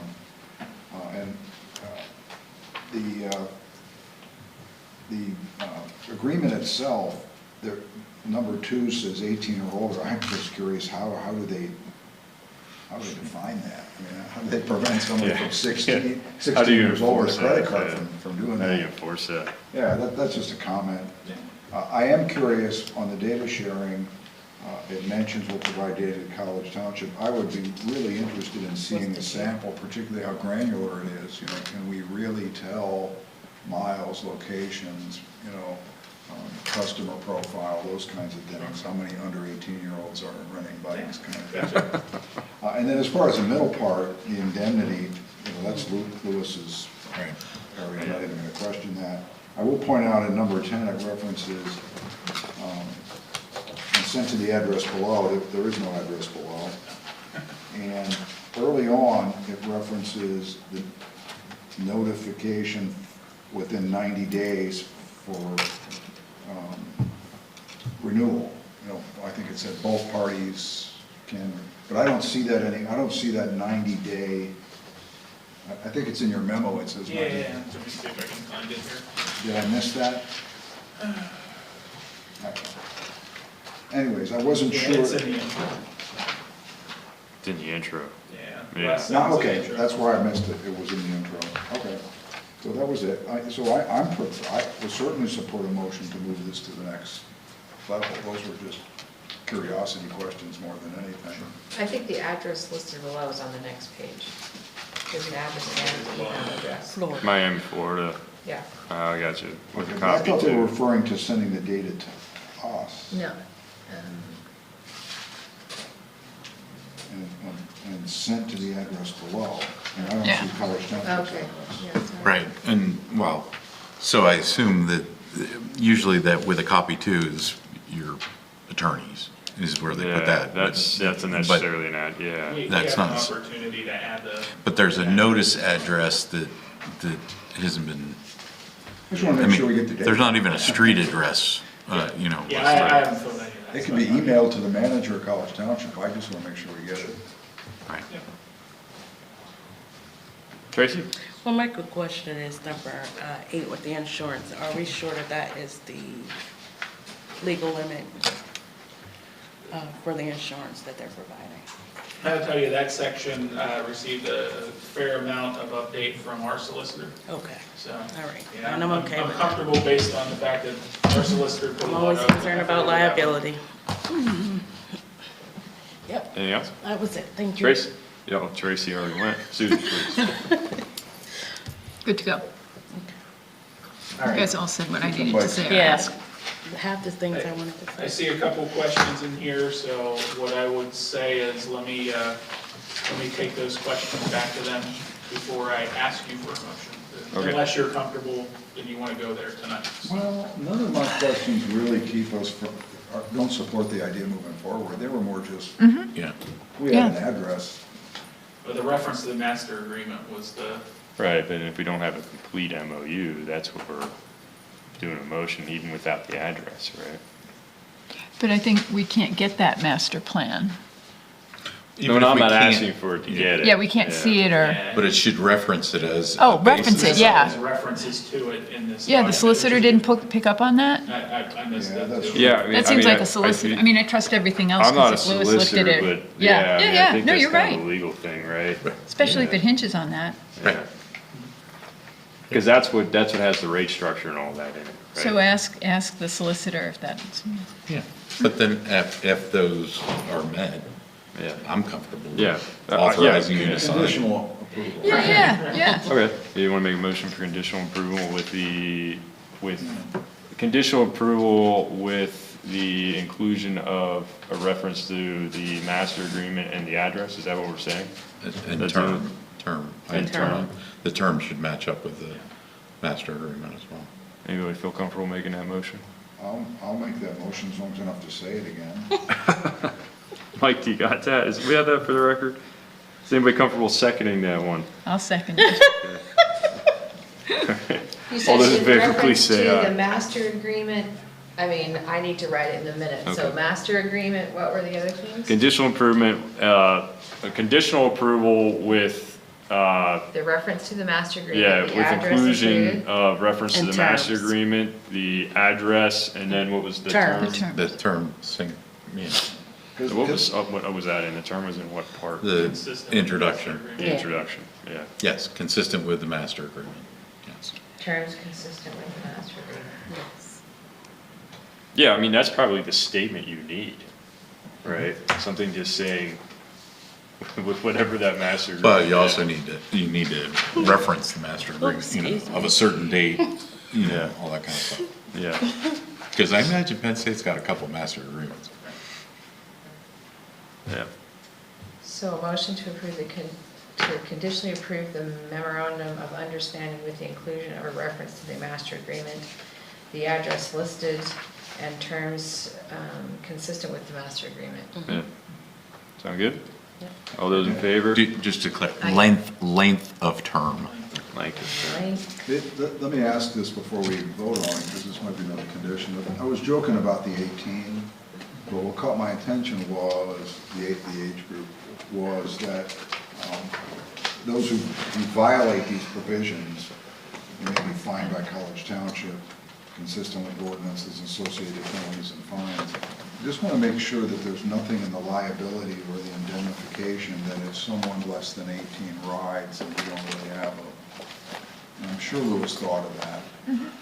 But since they call out 18 in here, it just makes me a little bit nervous that if a 16-year-old wrecks it, does that mean, you know? We're somehow liable. Yeah, because we didn't Didn't enforce enforce the it.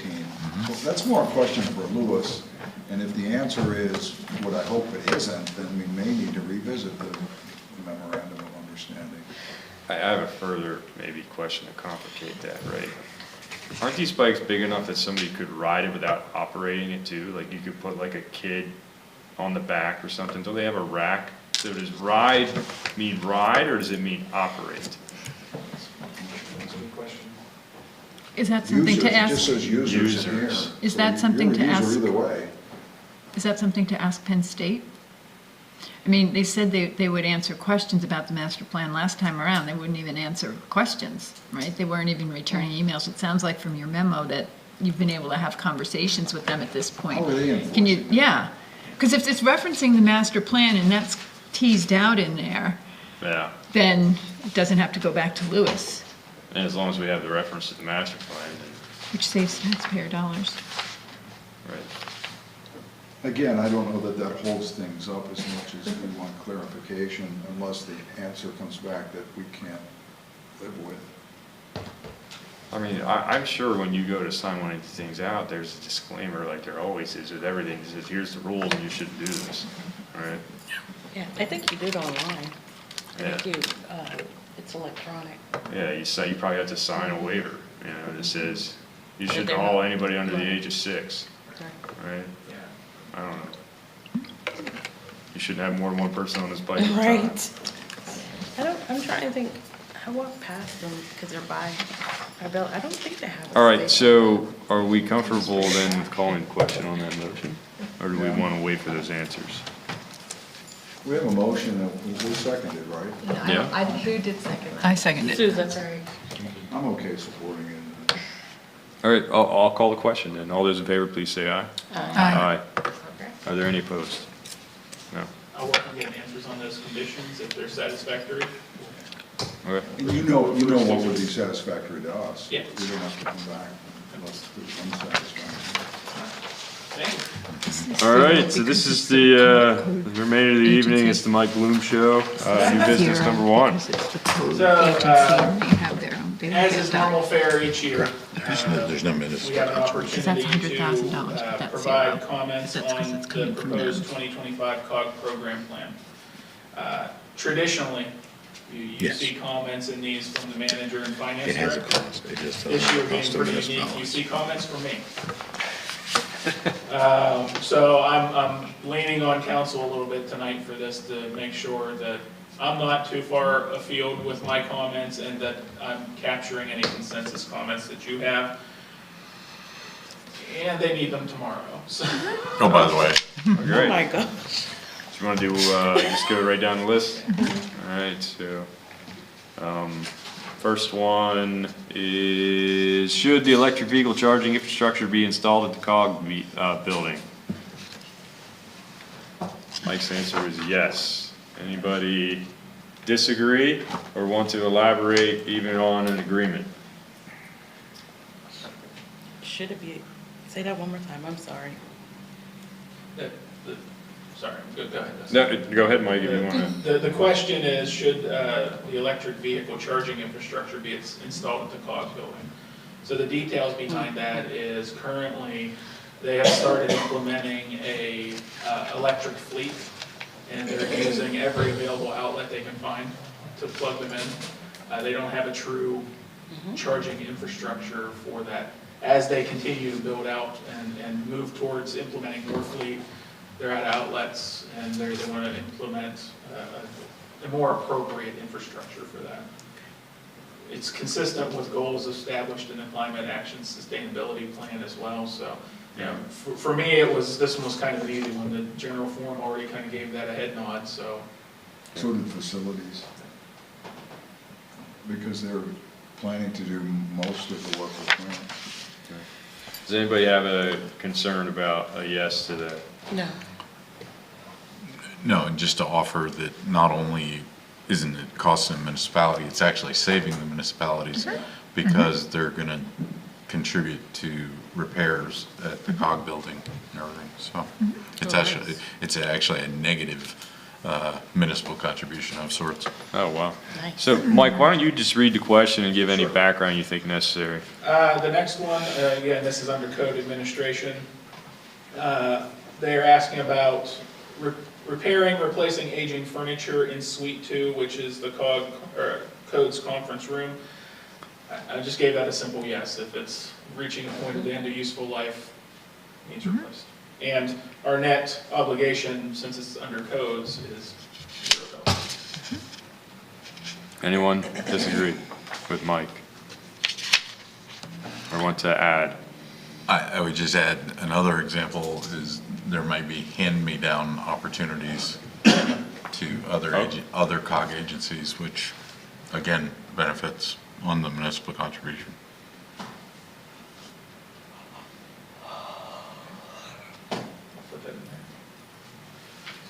All right, moving forward, under the new construction program at Codes, should iPads be used in the new construction, for the new construction inspectors be upgraded?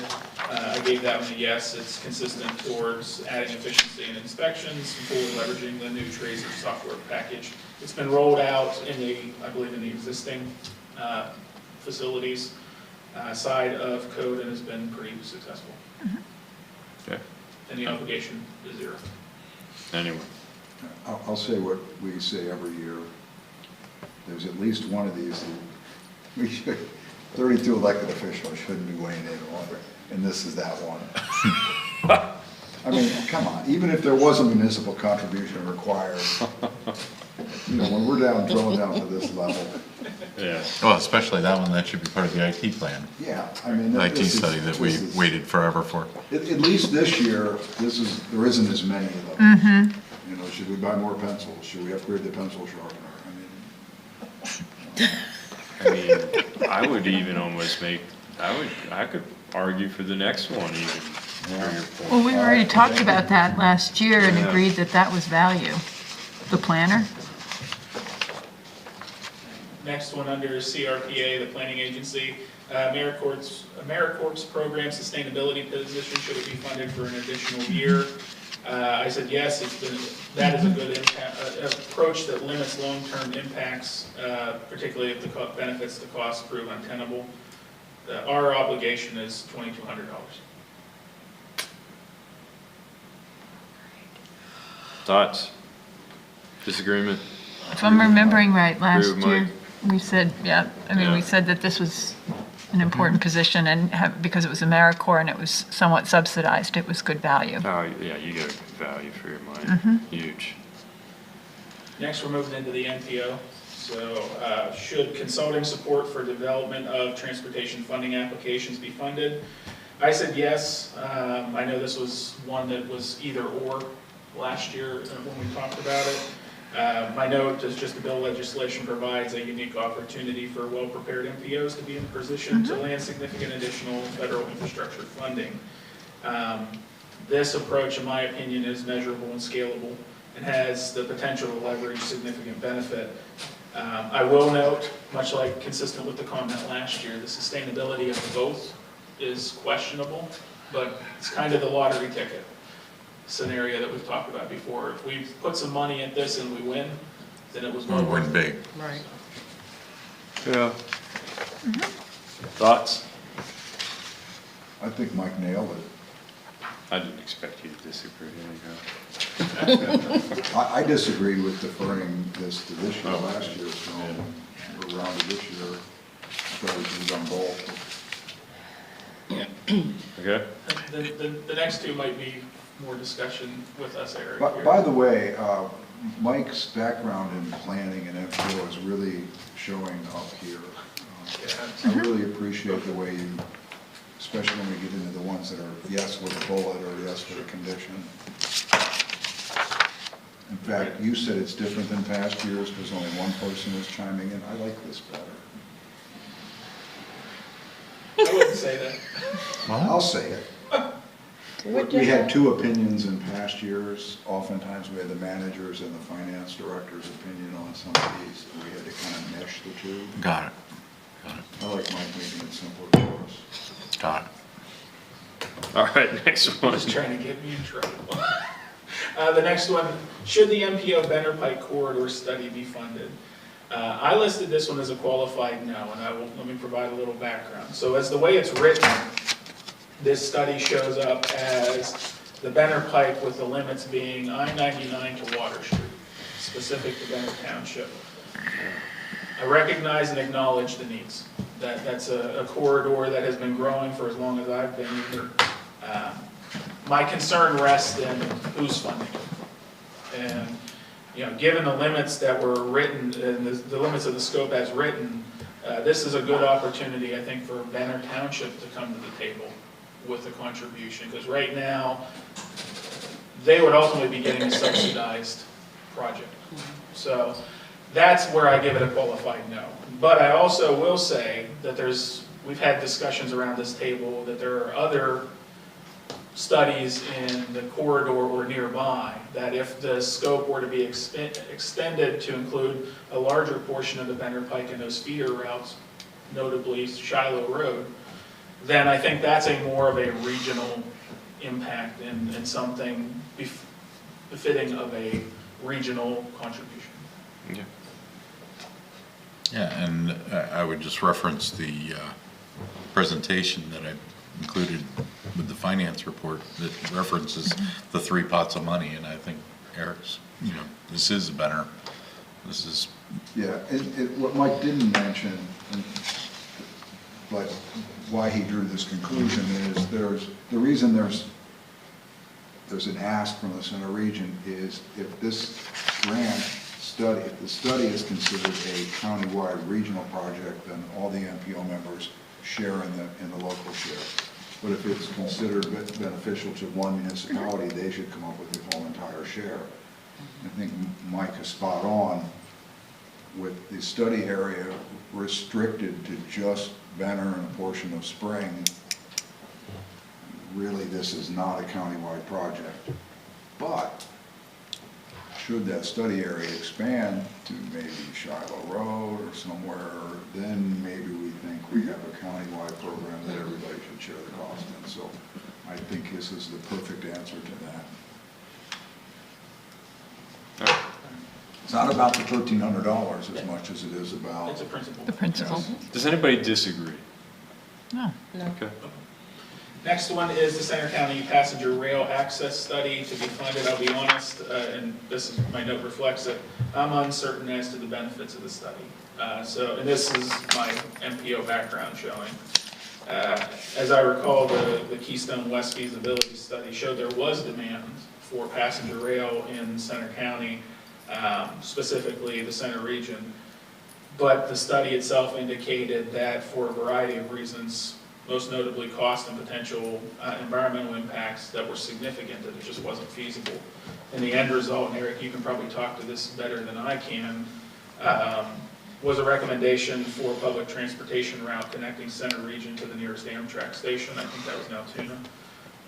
That route didn't last long for a variety of reasons, one of them being cost prohibitive. So it could be Lewistown. I was just going to say, I've heard more Lewistown. But let me say this, though, as part of the smaller group that hashed this out before coming to the MPO, the focus of the study was more about the interim, developing a cost-effective interim solution that connected us with Lewistown, Tyrone, Huntington, Altoona. It wasn't about extending a rail spur, because that work's already been done, and you're right. that's what I was unclear. How do we make a connection, because I think it's 2025, Amtrak's going to double the service through those stations, east and west. So you're going to have 2 opportunities a day to go in each direction, which is going to make it a lot more attractive to people to use it, but the missing link is the connection. So the study was more, how can we develop a connection to take advantage, similar to the bill legislation, how do we develop a connection that will take advantage of this doubled frequency that Amtrak's going to unveil? They've made the investment. What do we need to do to try to capitalize on it? Well, I had a question. When was the Keystone West feasibility study done? Because have things changed since that study was done? How long ago was that done? Oh, it's a while back. It was referenced in the document. I want to say it was 8 or 9. I was going to say 10, but yeah. Yeah, somewhere. It's 10 to 15 years old. But some of the basic hurdles in there haven't changed. Yes, that's my question. They might have even gotten worse. Yeah, and cost will go up. But that, none of us were really focusing on that, because I think that's going to be updated anyway through PennDOT. I think there's already a movement underway to refresh those numbers and those options. And that's what this study would be? No. Not Our this study would one. be Okay. more on the micro level of just between State College and, for example, which one of those 3 locations, Tyrone, Huntington, Altoona, or Lewistown. You know, how can we establish something that will connect with what's going to very soon be 2 trips a day going east and 2 trips a day going west? So I guess, knowing that context a little clearer now, my answer would be yes, because it addresses the second part of my comment. Darn it, Mike, I wanted to disagree with you. Yeah, if you can find a... Do nothing! No, totally. I like it. If we can find a sustainable solution to that second piece that fell through after the previous study, then I think it has merit. And especially at that cost. Yeah. Yeah. Oh, yeah. Right, because we're just talking about the local share for supplemental planning grant. thanks. Yeah, I can change that. Yeah, we're leveraging other dollars with that. Yeah. So we're good with a yes on that? Yes. Context, very important on that one, so. The next question, should a temporary refuse and recycling program assistant be funded? I said yes. The transition to our new provider and the changes in service are going to generate a spike in calls across the board. We've already gotten some public input on it, and once this thing starts into motion, it's going to be a lot, and it's more than Shelley can handle on her own. Any disagreements? Nope. Okay. Should the refuse and recycling program contract for removal of refuse containers? I again said yes on this because that question is already being asked. That's one of the things that has popped up more than once when the announcement came. Disagreement? No.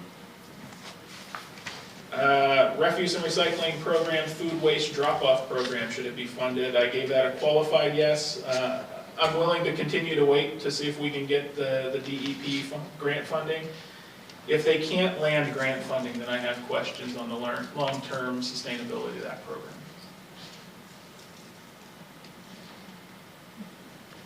Disagreement? Questions? The only thing I thought of is with the changes in the waste hauling rates, will people be more inclined to do food recycling than they used to? Because there's a big change in how much you can put out. So that was just... The one thing that actually came up during tonight's meeting that was interesting is Mr. Lipinski's report referenced organics. So. Yeah. Yeah, I thought that was interesting too.